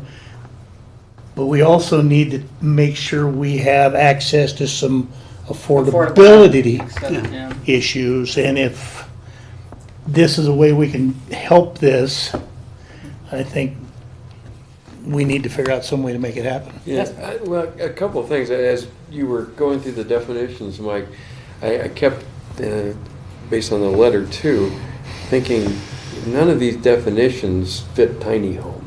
They're not a recreational vehicle. They're not likely to be towed behind a car or a pickup. They're probably, in my mind, based on what we even have, I think you could put a tiny home in that park without being outside the definition that we're looking at here. Because what would be the difference between it and a mobile home, really? Well, yeah, I mean, it's in just terms of- smaller, yeah. but even though it's Smaller. got the tires on it. But the other thing that I wanted to say was that, in a way, it's kind of a business decision that the owner of this area has.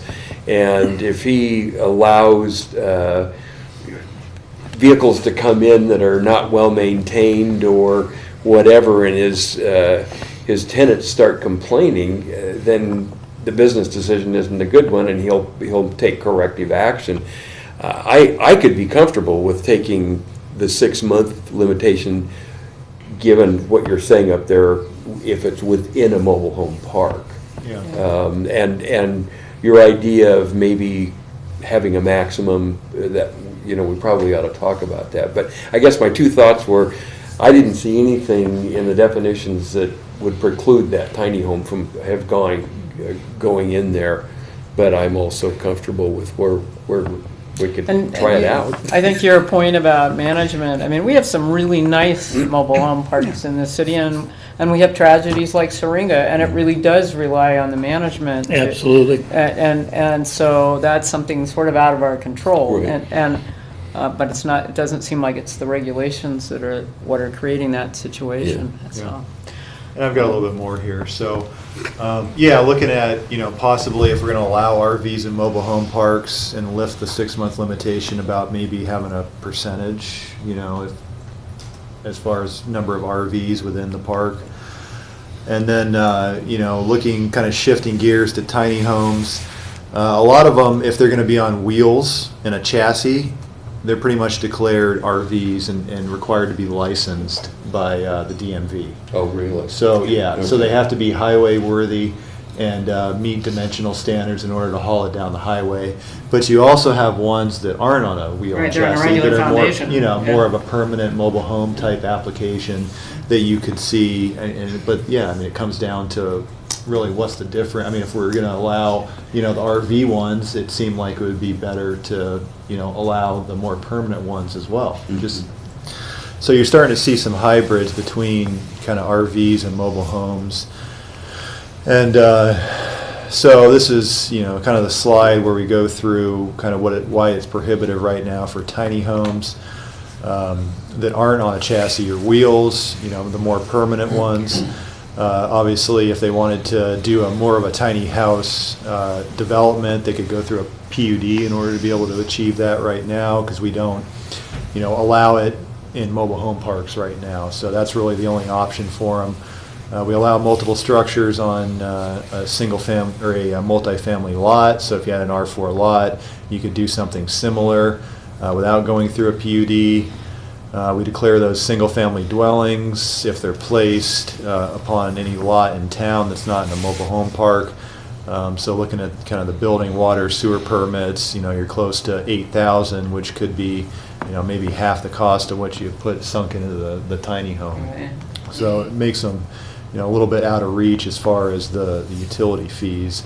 And then right now it's 2 parking spaces per dwelling unit. And they could be constructed as an ADU. That was another question we get often, is whether or not, you could place one in town as an ADU. And then constructed off-site, they're, often, like probably 9 times out of 10 when we're contacted about them, a lot of times they're not wanting to build it on-site, which is a lot easier for us to permit. They want to build it off-site, and so once it's built off-site, it automatically becomes some type of manufactured or modular home. Our code says that we allow manufactured homes in town, which are pretty much the same homes that you put in mobile home parks. The difference between a mobile home and a manufactured home is really the same thing. Mobile home is mobiles or homes built prior to a certain date. It's in the 70s, 78. Homes that are built after that date are called manufactured homes. So that really the only distinction between the two is just when they were built. And so if it's a manufactured home, any manufactured home has to have HUD certification, Housing and Urban Development. So it has to be manufactured in a HUD facility and delivered on site. So we restrict it to 1,000 square feet if you set it anywhere outside of a manufactured home park. So if you're looking at a lot in town, it's in a regular, residential neighborhood, you can't just move in a single wide manufactured home because it's not going to meet the 1,000 square foot. And so that's how we kind of ensure that, there's not going to be a proliferation of manufactured homes that are, of the mobile home park variety that are just single wide units. And so that's, why we have the 1,000 square foot. And there's a number of other requirements. They be set on a foundation, has to be approved siding and roofing material, things like that. But it could also be declared a modular building through Division of Building Safety. And so what they call a modular building is any building or building component other than a manufactured or mobile home that is of closed construction and is either entirely or substantially prefabricated or assembled at a place other than the building site. So that gives you a lot easier of a process because, you know, for the average person to build one of these and have it HUD certified is probably not going to happen. So you would go through the Division of Building Safety. They do inspections all over the site, but essentially you submit plans and have all of your work inspected. So we're having, I think, one of these right now. Somebody's looking at, you know, building a coffee shop, which is pre-manufactured off-site, and they just have to get a permit through the state, and the state has to go out and inspect all the plumbing, electrical, and everything they put into it. And so, you know, that would be an option. And then they give you a modular insignia after the inspections have completed with Division of Building Safety on it. And so, you know, that's the option if, you know, somebody wanted to do maybe an ADU and they wanted to get a pre-manufactured structure. They could get a DBS certified one. They could bring it on site and put a foundation under it and connect it to utility lines and everything. And that's an option right now for people with more of a tiny home ADU if they wanted to do that. So I guess the you know, the questions are, we could amend the manufactured mobile home park code to allow modular buildings. So that would open the door to a lot smaller structures, so people could do tiny homes and have it inspected through the state and bring those in and have, you know, allow those in a manufactured home park. And so that would give, you know, some options where they didn't have to pay all these exorbitant utility fees for just a small tiny home. It could be more of a manufactured home park model where they just pay monthly rent. And so these are, it pretty much covers kind of the homes, tiny homes that aren't on wheels or chassis within the mobile home parks. So we may, you know, looking, I think that our existing codes are fine, but if there's any new mobile home parks that come forward and get developed, there's minimum size requirements as far as the spaces. So the spaces have to be a certain size in order to accommodate what was originally intended to be a large mobile or manufactured home. And so we'd have to look at possibly amending that section of the code. And then, you know, thoughts on allowing RVs within manufactured mobile home parks without the 6-month limitation, but maybe looking at the certain percentage. And so those are kind of two distinct things, but I think, you know, two amendments that would achieve tiny homes and mobile home parks and allow essentially RVs and, you know, tiny homes that are declared RVs as well. And so, you know, those are kind of the questions and whether or not we want to take a look at doing that. So I'm going to just raise the question on the 6-month limitation. I don't understand why it's 6 months. If we were going to keep a limitation, and there's probably reasons for that, we could consider a year limitation and renewable, or 2-year limitation or something like that too. It doesn't have to be all or nothing, no limitation at all, or only 6 months. There could be some latitude in there. I don't totally understand this, but I'm just throwing this out. Part of the issue is the 6-month limitation is almost unenforceable because we have no idea when they come in and go out. If it's a mobile home, they come in for a set permit because they have to have skirting, they have to have anchoring, they have to have inspections as to connections to utility, you know, lines. But we have no idea because the transient nature of RVs, we have no idea when they come and go. So keeping track of one that's been there for 6 months, I mean, we may not go to a mobile home park to drive through in 6 months, and so we may have no idea. Nobody, you know, we don't. It's really a management issue. I mean, it's really kind of unmanageable on our end in order to even have a 6-month limitation because we don't have the staff. You know, we don't have the horsepower to enforce it. Really. So that makes it sound like it's useless. I mean, it like with a lot of things, it's not if somebody's complains about it. But you rarely ever have that type of complaint in a mobile home park or an RV park as to how long somebody's been there. It's usually how they're affecting somebody else is usually, the complaints that we get. No, yeah. I forgot exactly what we've assigned ourselves for in our learning tree here, but this topic seems to be to me, offer an opportunity for us to spend some time collecting material and images and really try and understand this a little bit better in it. Because I'm just a little confused about it, and as I get more confused the more Rob talks about tiny houses. I do. And so the thing that's driving my interest is affordable housing. And in my mind, in the state of Idaho, a state like Idaho that's relatively poor, and one of the things that provides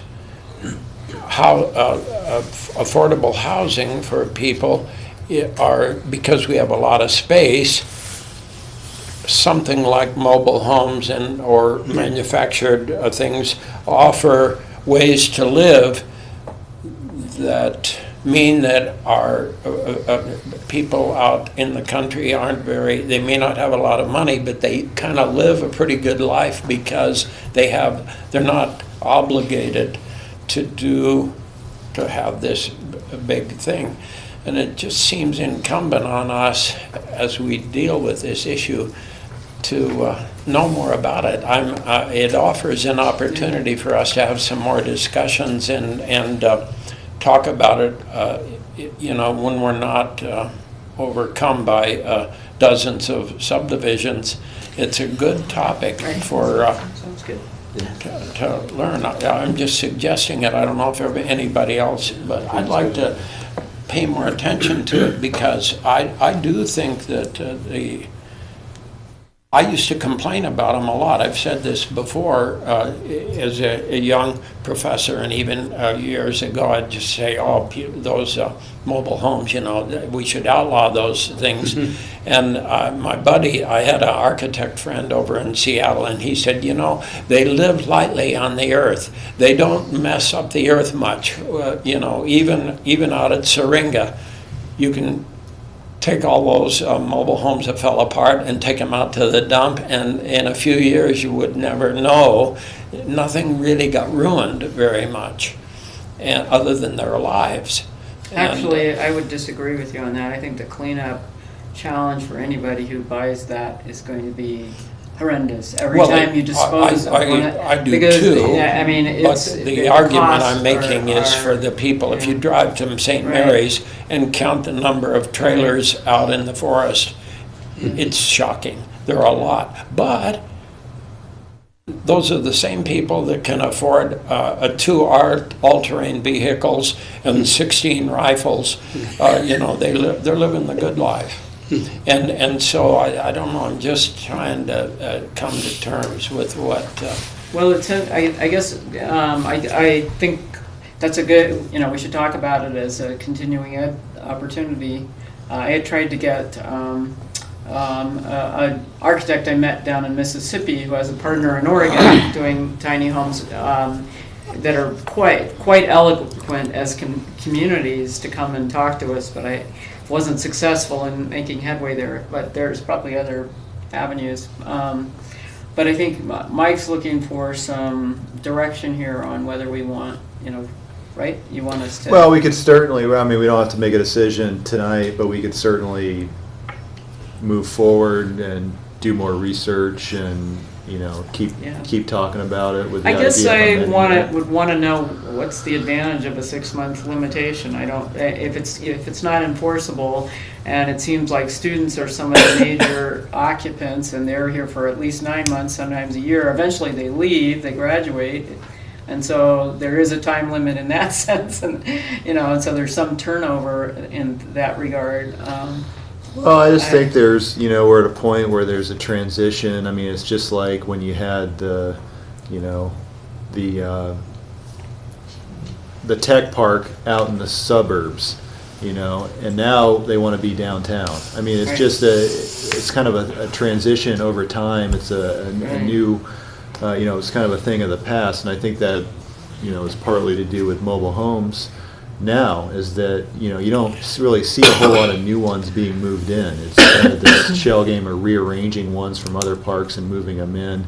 But there is a lot of, you know, interest in kind of smaller homes. Yeah, and yeah. I think, you know, I just think that, I would love to see a way to accommodate it more easily than our code does now with individual hookups on regular city lots. I personally, I would like us to get on the road and Well, I wouldn't be enable against it. taking away the 6-month rule, but I don't think that should get in the way of us understanding Right. this housing issue. And I don't know whether fair housing and whether the folks in that are interested, the commission that are interested in affordable housing, whether they get into this same topic or not, or whether they keep talking about the standard built thing rather than other kinds of homes. I just... Who's the chair of affordable housing, or fair and affordable? Randy Buckle. Is there anybody? I think it would be worth seeing if they would be interested in hearing about this topic too and giving their input. And in my mind, at least, another person that we could hear from, even though Jim has sold his big park. I always called it a trailer park, and obviously it's the wrong word, but it was so successful, and it still is. You're talking about Robinson? Yeah. Yeah. And have him come, because he has years of experience that would be of interest, I think, too, if we wanted to understand the issue a little bit, a bit more. Every now and then I just drive through that Robinson Park just to, I still call it Robinson, is that what it's called? Yeah. I don't know. Well, that's what And That's what I call it. I always am amazed, and you know, we had architecture professors living there. I mean, you'd retire and move into Robinson Trailer Park, and it was a way to live reasonably. And I think we need to understand that better. Sounds good. Good. Let's keep it on the agenda. Why don't we put this on the agenda again for the next meeting, and let's keep this moving. And I agree. Well, we have a public hearing, I don't know, with the comp plan next time. Oh, So okay. Well, maybe push it into February. the time after, but Yeah, I think on the 23rd, I think we have a big public hearing on the comp plan. Comp plan, okay. But yeah, I think we need to keep the dialogue going, and it seems like finding opportunities for accommodating tiny homes is part of this conversation that's really important. So question, council just approved the, $55,000 study through PEP to look at affordable housing and come up with real suggestions that the town could use.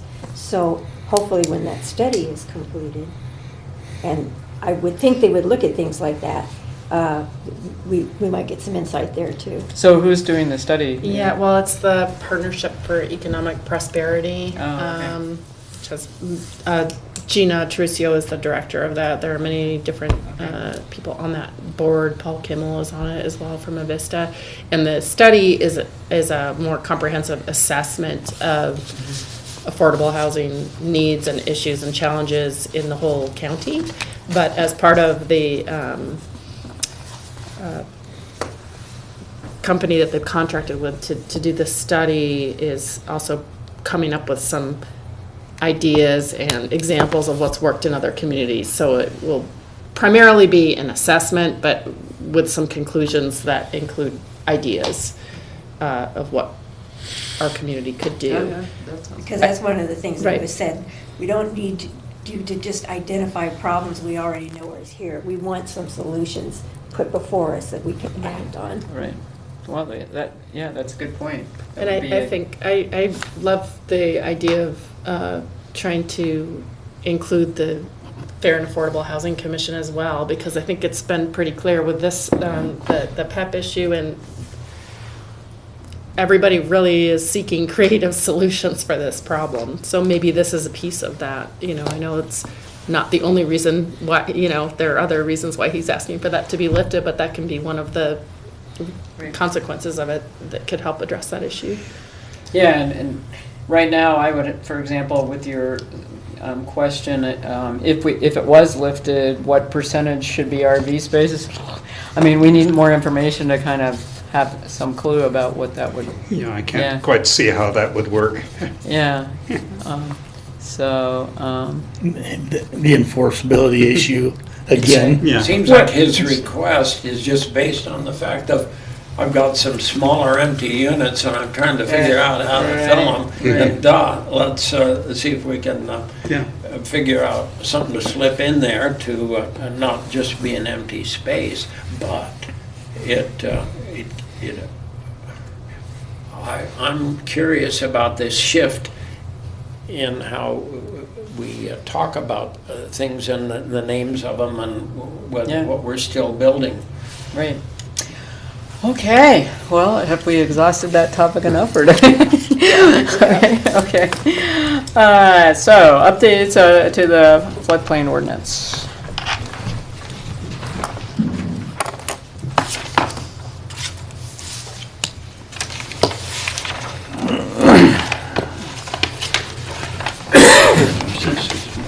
This is the most fun we've had in a while, so you can just interrupt.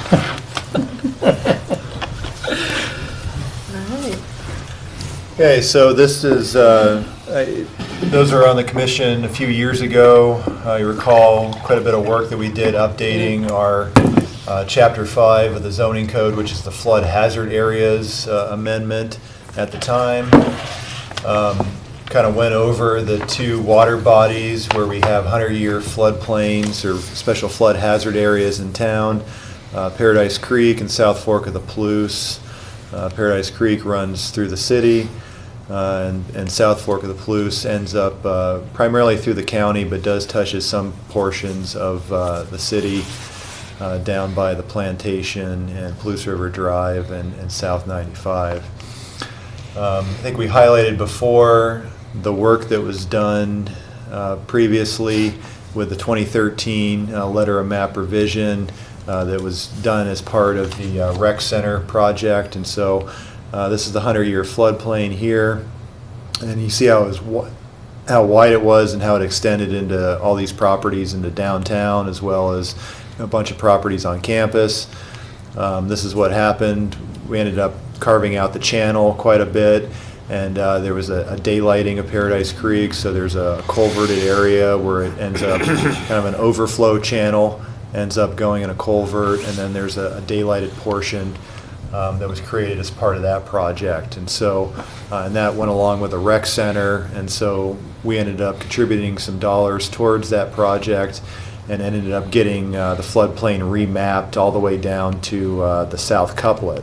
And so you can see, the changes that have happened.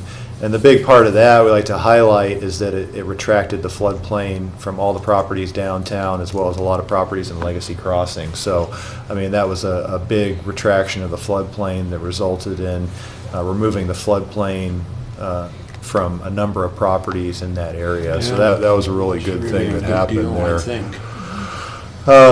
So, looking at Chapter 5, this is where we regulate all development in the special flood hazard area or the 100-year floodplain.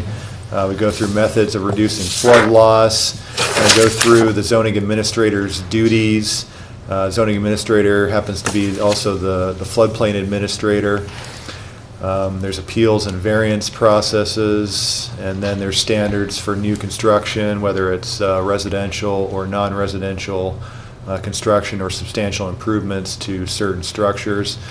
So in 2015, Idaho Department of Water Resources ended up reviewing a bunch of floodplain ordinances across the state. There's, I think, something like 50 ordinances that they reviewed. Usually IDWR works with FEMA in order to work with the communities to meet minimum national flood insurance program requirements. And so they make recommendations to FEMA as to changes that should happen to local ordinances. FEMA has the authority to regulate us through the National Flood Insurance Program, which we're participants, and we enjoy federally backed flood insurance for all structures in town, and we've earned about a 10% citywide reduction in rates for the rating that we have to pretty much recertify every year, and every 5 years there's a community rating system process that's a lot more intensive. And so we do a lot of things like public outreach and education and stream cleaning and other things of that nature in order to allow residents to earn the 10% citywide reduction. And so if you're in the 100-year floodplain in town and you have a federally backed mortgage, the feds require you to carry flood insurance on your structure.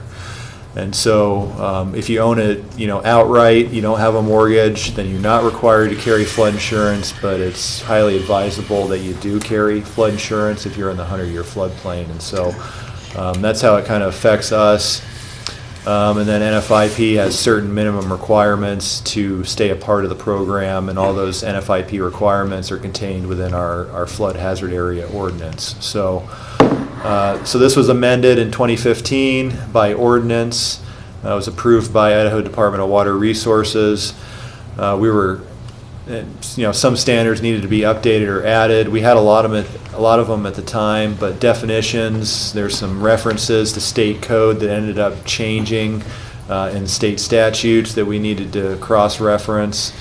We had a new map number because we had the 2013 LOMR that was approved for the daylighting. We didn't have a variance and appeal procedures process for floodplains, so we had to add that. And there was a section that covered manufactured homes as far as the anchoring requirements. And then we had to amend kind of the lowest floor elevation section. And so we were recently contacted last year that FEMA Region 10, which is over in Seattle, covers all the area in Idaho as well, recently updated their model ordinance for minimum NFIP requirements, and they reviewed our ordinance, and we've been working with them, and they determined that it was really compliant, but there were a few areas that we that needed attention and that we should go ahead and revise to be consistent and upstanding with the NFIP program. And so really I've got let me show you an ordinance I should have handed out, but we got a kind of a draft copy of what the changes are in red, so you can go home and take a look at that.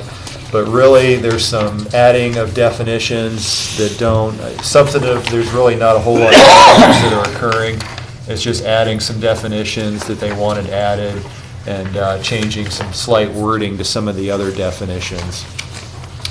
But other than that, it's a fairly straightforward. I mean, there's really no changes other than we're just doing what FEMA tells us to do as far as updating the NFIP in order to be, upstanding with them. So, Okay. but you can go take this home, and we'll talk about it at an upcoming meeting. And if there's any questions that you have, but it's just a fairly straightforward update process to be consistent with federal requirements. Will we have to do another public hearing? Yeah. Oh, yeah, for a change to the ordinance, yeah. So when do you anticipate that would occur, the public hearing for it? We have it pretty much completed as far as their changes, but they still have to review it to make sure. So we want them to review it so we're not coming back a year later Right. and having to do it again. So they'll have to review it, and our legal department will have to review it as well. So it's out there a few months. Yeah, we'll probably put it off into February because we've got the comp plan hearing next meeting. So. So is that everything on this item? All right, so we come to the last, I think it's the last item on the agenda, subdivision code review, and Mike, you probably have, well, it's not the last item because we're continuing it in conjunction with that, but.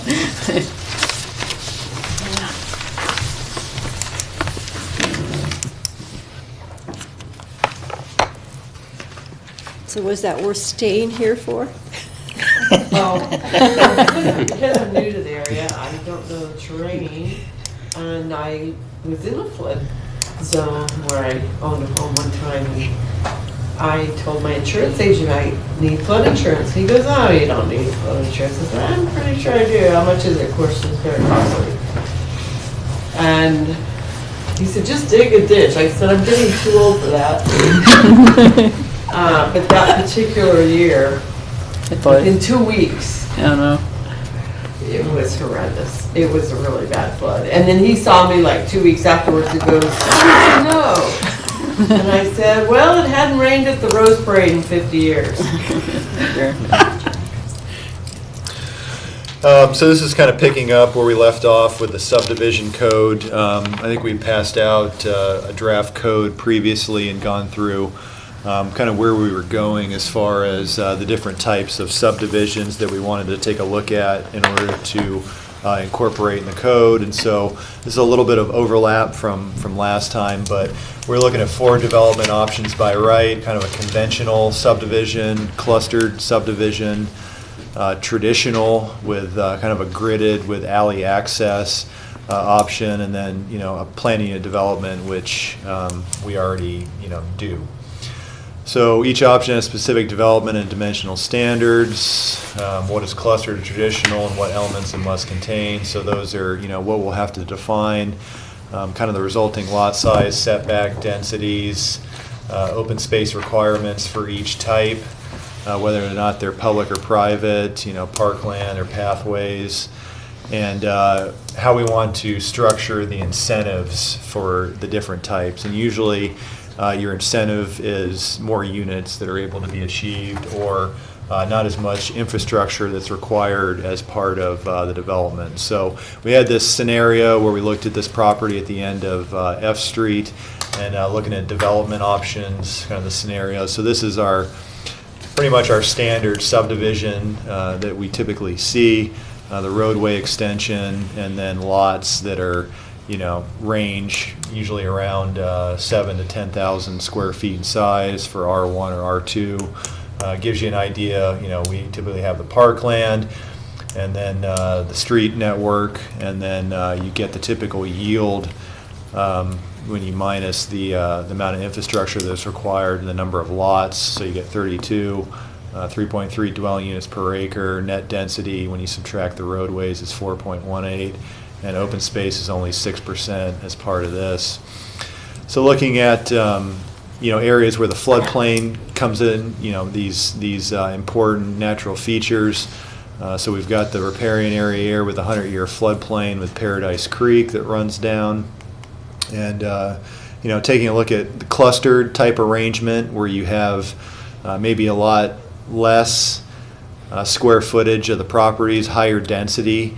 But you're preserving a lot more open space in the form of, you know, this open space next to the creek.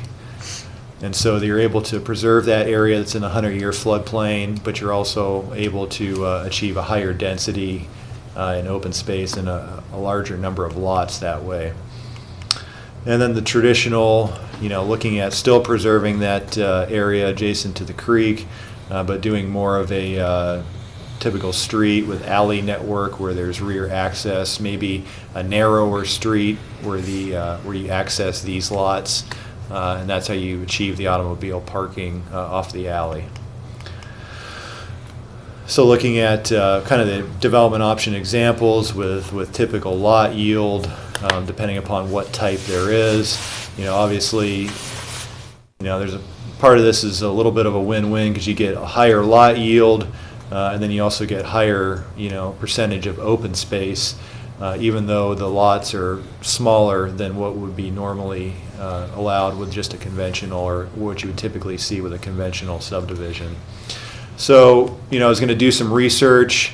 I think we're still in the process of doing that, but wanted to, I think, Wendy's presentation about, you know, going into clustered, I wanted to kind of go through another city's clustered subdivision development to kind of give you an idea how they structured it. And taking a look at Bellingham, Washington, who has they have a typical subdivision, but they also have a cluster subdivision. A lot of the cluster subdivision you see out in the counties because they have a lot more rural and more natural they want to preserve. Farmland is primarily, what they look at preserving. And so, not as many cities have gone to more of the cluster development, but I think it's, an important option to be able to provide. But Bellingham, pushing right up against kind of the Mount Baker area and then the ocean to the west, I think deals with, a lot more rural issues as far as some of their subdivisions on the outskirts. So they end up, allowing a cluster subdivision. So looking at residential single areas, and then, their purpose is to allow a variation in the minimum lot size and to provide the same overall density so as to preserve open space, tree cover, recreation areas, or scenic vistas, or to reduce the amount of stormwater runoff, streets, and utilities where appropriate. Maximum number of lots, so they do that by dividing the total property size by the specific density found in the land use classification with the neighborhood plan. So I'd imagine they have certain neighborhood plans where they determine the density. Our density would probably point back to either the zoning district or the comprehensive plan that would kind of direct us in that regard. And then they allow, this is much kind of like the PUD option that we have right now. There's density bonuses that can be earned through additional items in the code. So just looking at the minimum cluster performance criteria. So cluster subdivision can only be utilized if it follows the parameters that are outlined below. Whether or not, some of them may not apply, but the ones that do apply, really have to be satisfied in order to be, go through the cluster development. So the proposed design addresses any special conditions, prerequisite considerations, or significant environmental elements identified in the relevant neighborhood plan. So looking at, part of this is looking at what we want to preserve. Obviously the thing that, begins to rise to the top would be just our 100-year floodplains, Paradise Creek, the bodies of water. Some communities preserve ridge lines. Some communities, preserve low-lying areas that may be wetlands, things of that nature. And so we'll probably have to, and maybe it could just be, I think that they have some type of map that identifies all these special areas throughout the city. But it could be, we could choose not to do that if we didn't want to, and just allow that to be, the Planning and Zoning Commission to review that and determine whether or not those are areas that we want to have preserved, when it goes through the process. And so we've got some options there. Proposed design is compatible with existing topography and preserves natural resources, such as mature trees or wooded areas, significant wetlands, streams, and wildlife habitat. Connecting links between existing parks and open spaces are provided along streams, ridgelines, ravines, shorelines, hillsides, and wooded areas whenever possible. And 15% of the total site area shall be set aside as open space. So if you look at our percentage right now, if you're R1, R2, we only require, I think it's 5 to 7% as far as the open space. And so in order to achieve this, it's more, giving you a higher density and a higher number of units, but it's more open space to preserve these natural features that might exist on the property. Looking at their minimum design criteria, so this is the baseline, and they allow through bonuses or reduction in even, these baselines. So minimum lot area is 4,000. That's 1,000 square feet less than our highest density zone. So R4 standard lots 5,000 square feet if it's going to be for single family. And so that's 1,000 square feet less than what we currently have right now. Minimum lot width 40 for detached, 30 for attached. 50 is our width for R4 right now, so it's less than that. Minimum lot depth. We really don't have minimum lot depth requirements, but they have that defined as 60 feet. Minimum setbacks, kind of similar to ours, only we have 20 feet in the front and 20 feet in the rear. And then they allow you to go down to, I guess, 5 feet detached on the side, and our minimum's 5 as well. So fairly consistent as far as the setbacks. Actually, the front in R3, R4 is 15. The rear is still 20. So, but you know, looking at single-family neighborhoods in our code, they're a lot more than that. It's 20 to 25 feet for front setbacks, and so you know, this is assuming this isn't you know, a multifamily neighborhood. There may be some other forms of single-family, like townhouses or twin homes, intermingled as part of this.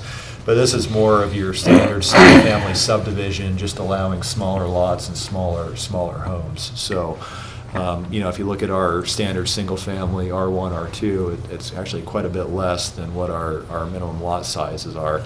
Like R1 is 9,600 square feet, R2 7,000. So, I mean, that's almost, well, I guess half of, you know, more than half of R1. All lots shall contain the necessary area to provide required parking, buildable area, and appropriate setbacks, and private usable space. Setbacks shall be determined prior to final approval of the plat. Their parking requirements they have incorporated within the cluster subdivision code. So they allow tandem parking in the front yard setback. It should be allowed by right. In clustered subdivisions, we allow tandem parking within single-family development anyway.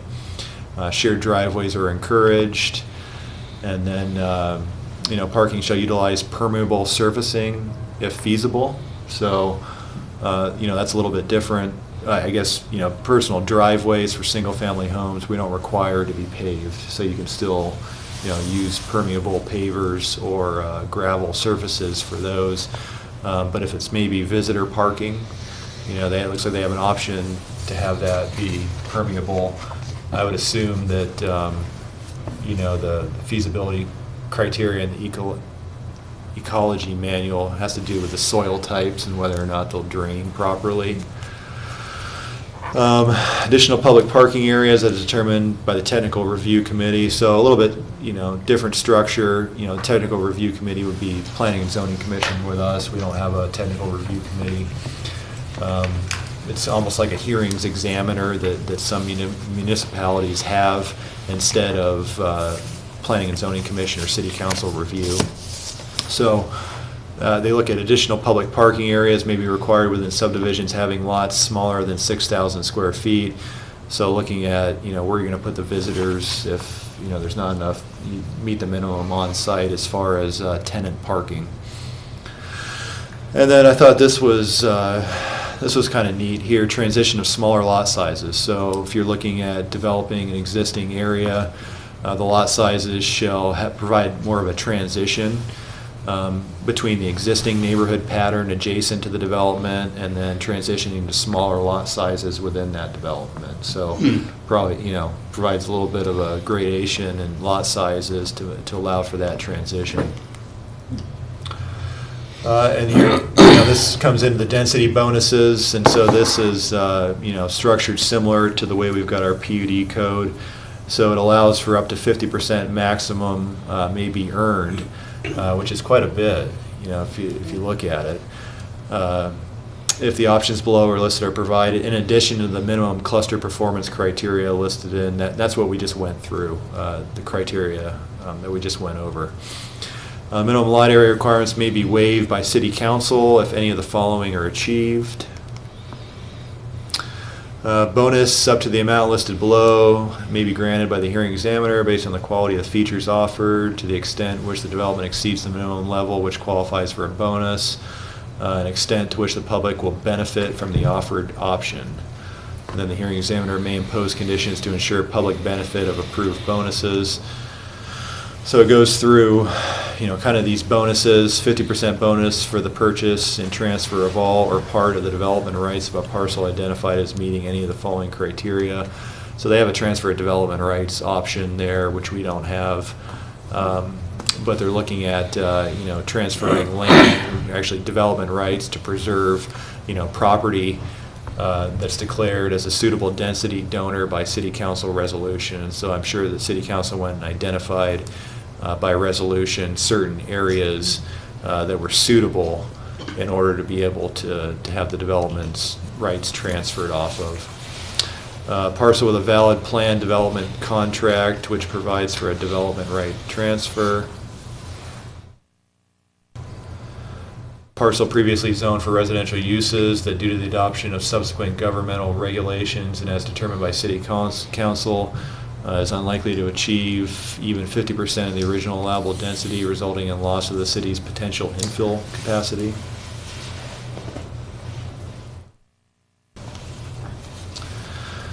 And then they allow up to 50% bonus when a project is able to provide at least 1/2 of the total unit count of the project as affordable housing. So, you know, that's a big one, is providing, you know, that density bonus for, you know, looking at affordable housing and then having some type of mechanism, obviously by city council resolution, that they, you know, have some type of deed restriction on these properties that they remain affordable for a certain number of years, is how they ensure that. Which is tough in that market. Yeah. Yeah. Yeah. Up to 50% bonus for redevelopment of area considered in need of revitalization as declared by city council. 25% for the development of a neighborhood park and related improvements, satisfies the need for immediate neighborhood as determined by the Parks and Rec Department.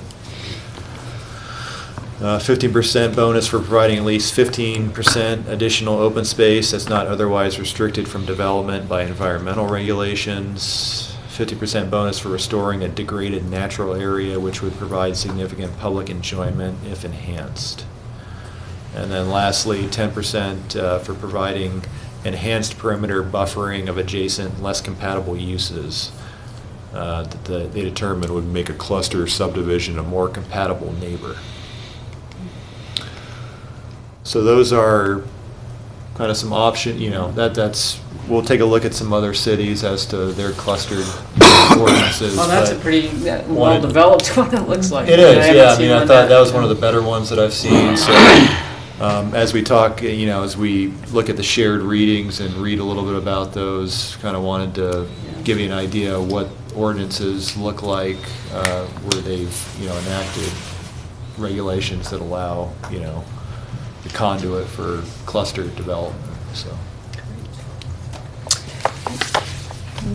I have a question, probably because I'm new to this. What is the bonus? Bonus of what? When it says 50%? Density, meaning you can build more. Okay, so you can have that much smaller of a lot size. Yeah. Okay. Yeah, you have smaller lot sizes and build more units. So instead of, you know, 3 per acre, it might be 6 per acre or something like that. I mean, I'm just. So you're not changing the zoning will stay the same, but this is more of a mechanism to allow you to deviate from the minimum lot sizes that are determined by zoning.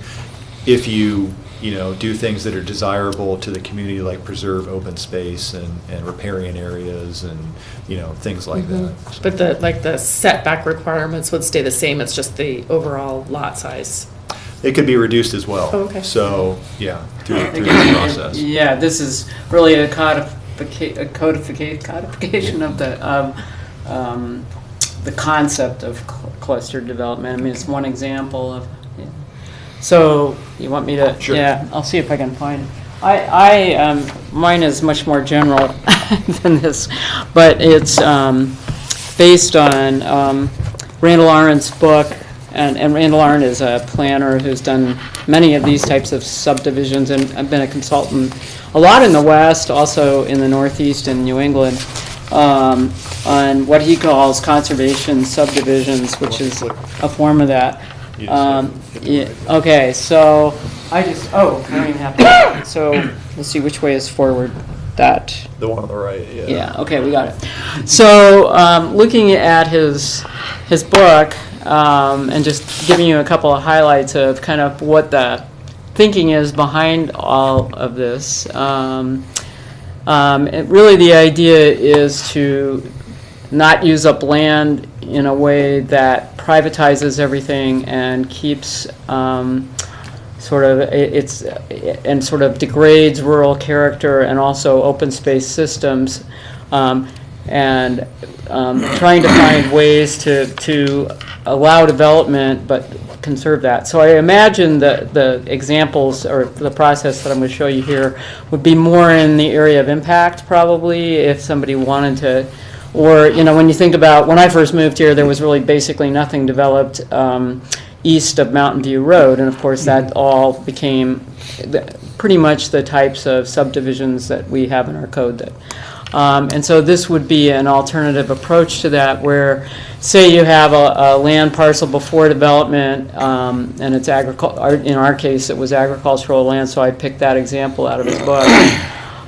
Basically, our codes would require that areas that are not developable, like too steep a slope or a riparian area, to be conserved. I mean, you know, that would be the maybe 5-6% that would be normally protected that you see in most of our development. Sometimes, I guess, that might not be the case, but and so that would be, you know, the areas that would be excluded from development. And so the areas that can't be developed would be identified first, potentially. And then basically conventional development would say that you determine what your yield plan is according to the zoning allowance. You know, what's the density that's allowed and what size, given the size lots that you're able to come up with. And then the property would be subdivided into lots, and probably somewhat simultaneously the streets would be laid out.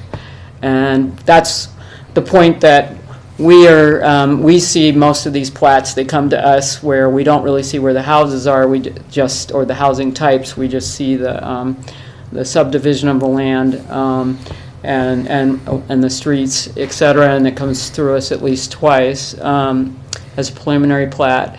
And then, you know, then the developer goes ahead and locates where the houses are going to be, or individuals who might purchase a lot. And so that would be a conventional development based on most conventional subdivision codes. And then and that would be what it would basically might look like in a fairly large lot size development. So the conservation subdivision development process goes through that same step of identifying the primary conservation areas. But then it starts to look at the secondary, which you saw in the Bellingham Code, where there might be a farmhouse on the site. In fact, the first development east of Mountain View actually saved the original farmhouse and subdivided the land behind it. It's still there. And you know, there might be a grove of trees or particular views, or, you know, other reasons that you might want to try to protect certain site amenities. Or it might be part of several subdivisions that are going to link together and having a wildlife corridor that ends up being conserved.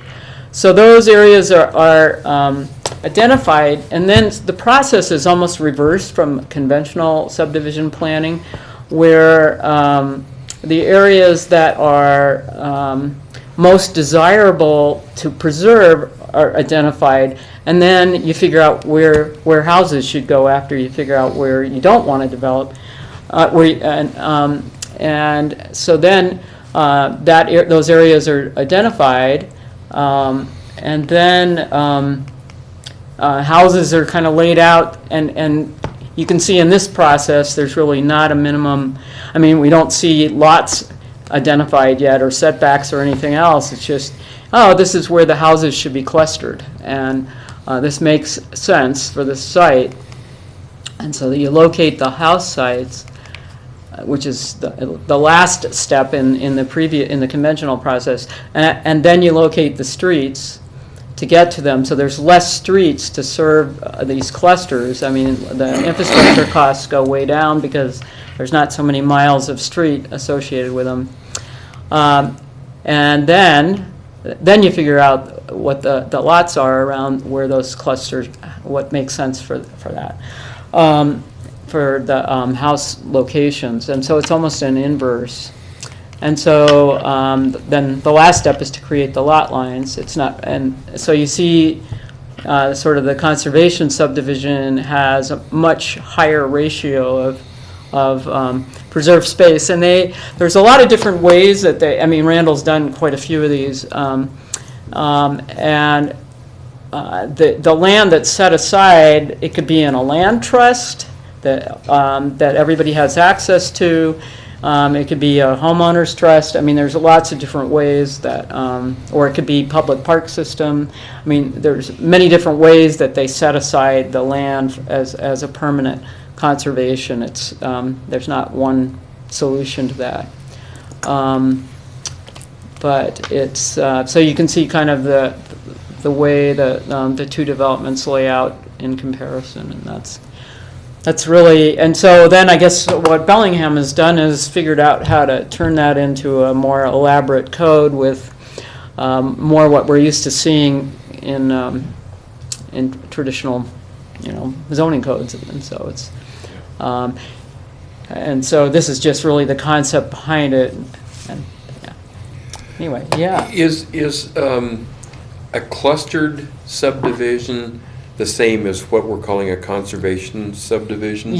Exactly. They're the It's same conserving thing. open space by clustering houses. I know it's a matter of semantics, but when I read the article and then the conclusion and using the term conservation subdivision, I would like to see our rewrite of the code, instead of saying clustered, say conservation. To me, it really speaks to what you're trying to do.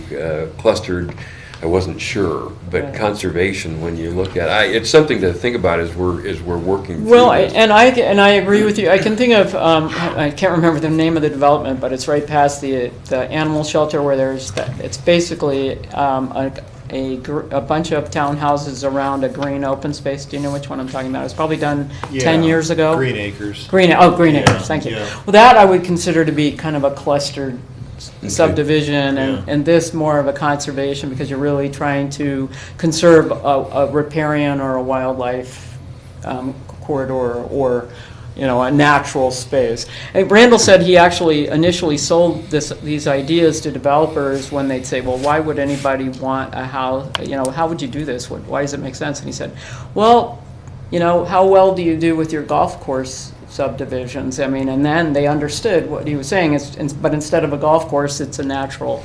environment that's being conserved. And so it's, and actually the city of Moscow, we had him as a keynote speaker at the Rural Town Conference, which involved planners all over the Northwest, and a community plan. Well, and then Linda Paul happened to be up there, and so she wanted to invite him to Moscow, and so he came here and did a couple of obviously a presentation, but also a workshop where we looked at some of the surrounding land right around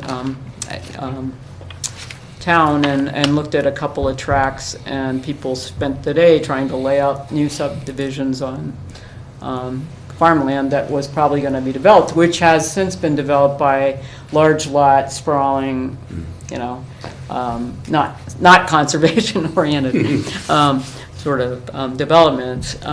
So it's really just yeah, I agree with you. I think that depending on the application, if it's really kind of infill more on a smaller place, it might be clustered, so you can reserve a park type space for that community. But when it's a larger, initiative, it probably deserves the word conservation. So. Yeah, I guess I was sort of reacting to Mike's graphic for the what could be done out on beyond F Street, and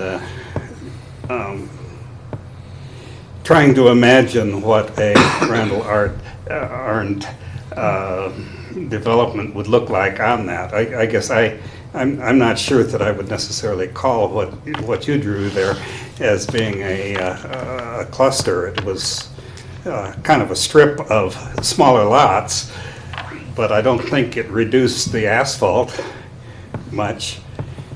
And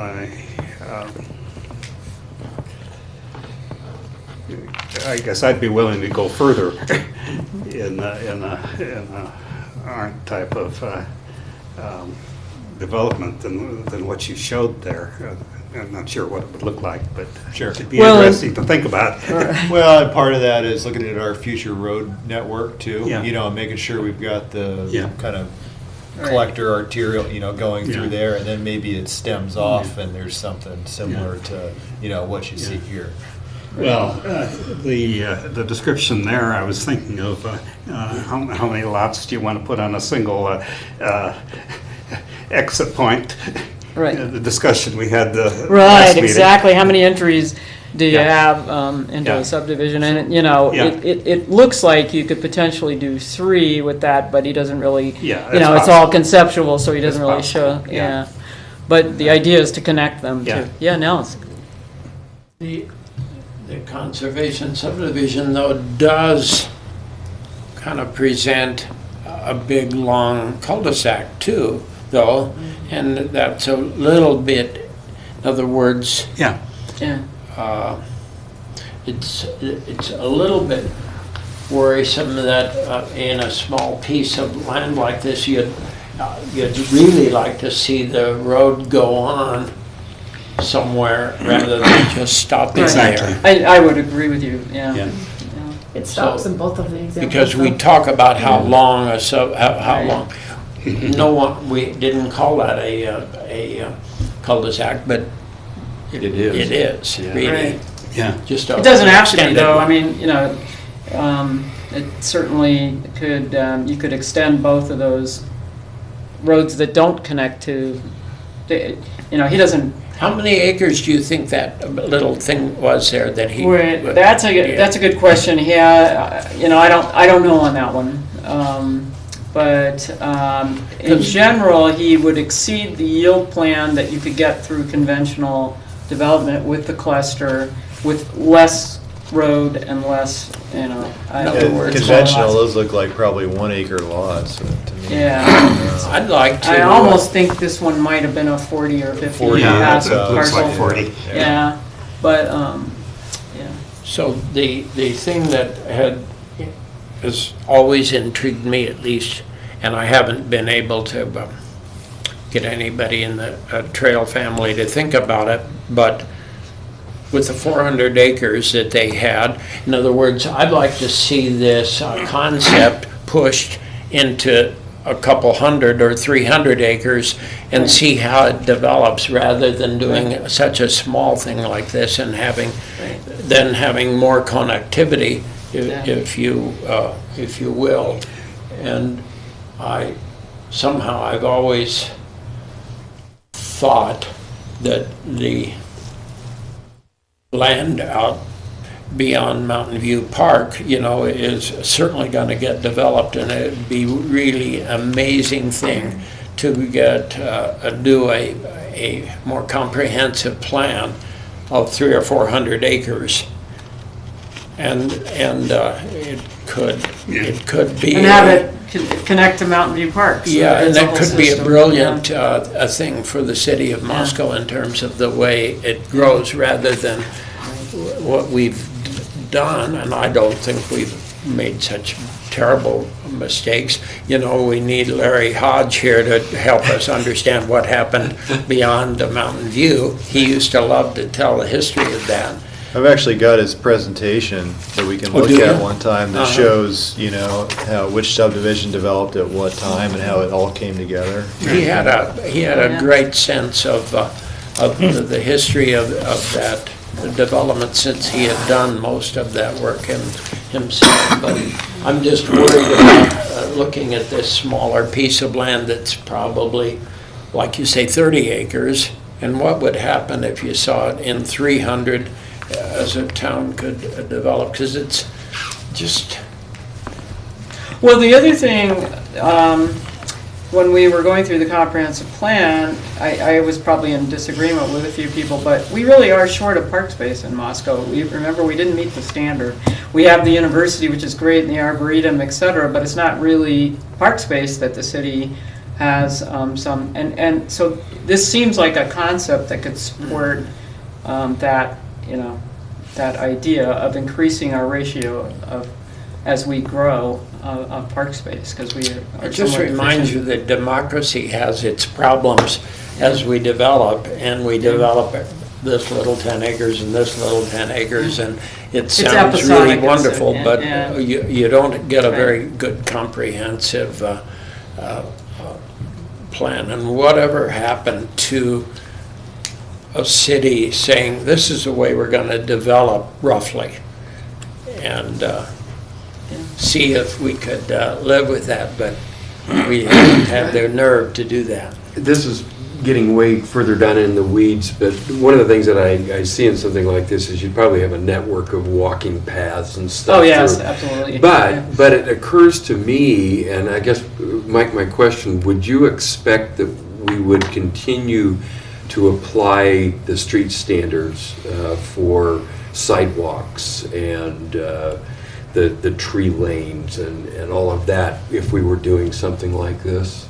Or would you anticipate that there's a compromise to, that makes for a wide road, but you, unless you've got a path connecting to the backyard of every house, you still want your neighborhood to be walkable. So I just, like I say, it's down in the weeds, but it occurs to me that there's some things that we don't want to compromise, and I really like our street standards. I forgot to add one slide.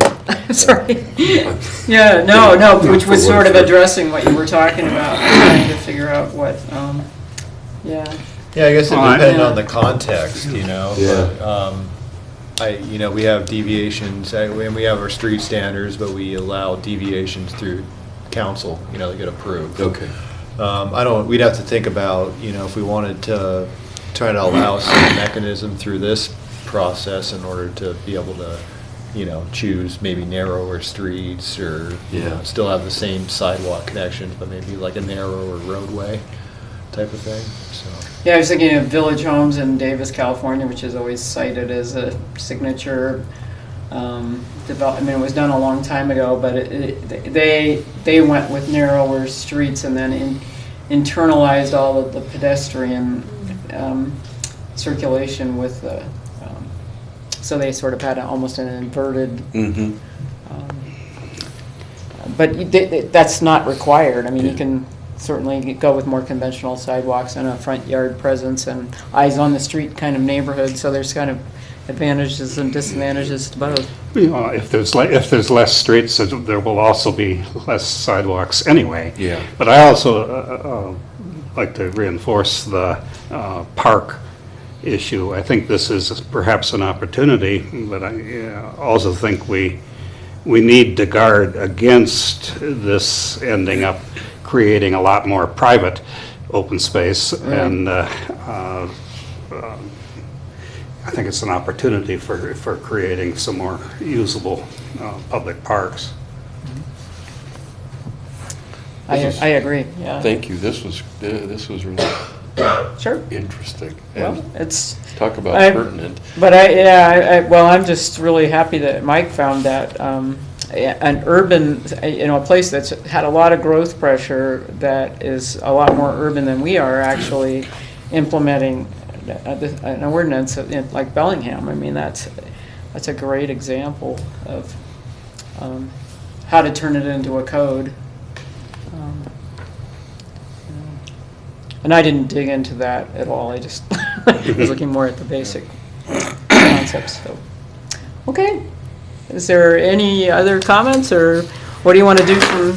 I guess we should look at some of the other models. Yeah, too. we're gonna look at some other examples. We're researching that right now. But it's just, we're still in progress. Great. Okay. Adjourned. Super. Thank you. So, Mike, I looked up, you have been reappointed and your term ends December 31st, 2023. So you're in. Wow. This was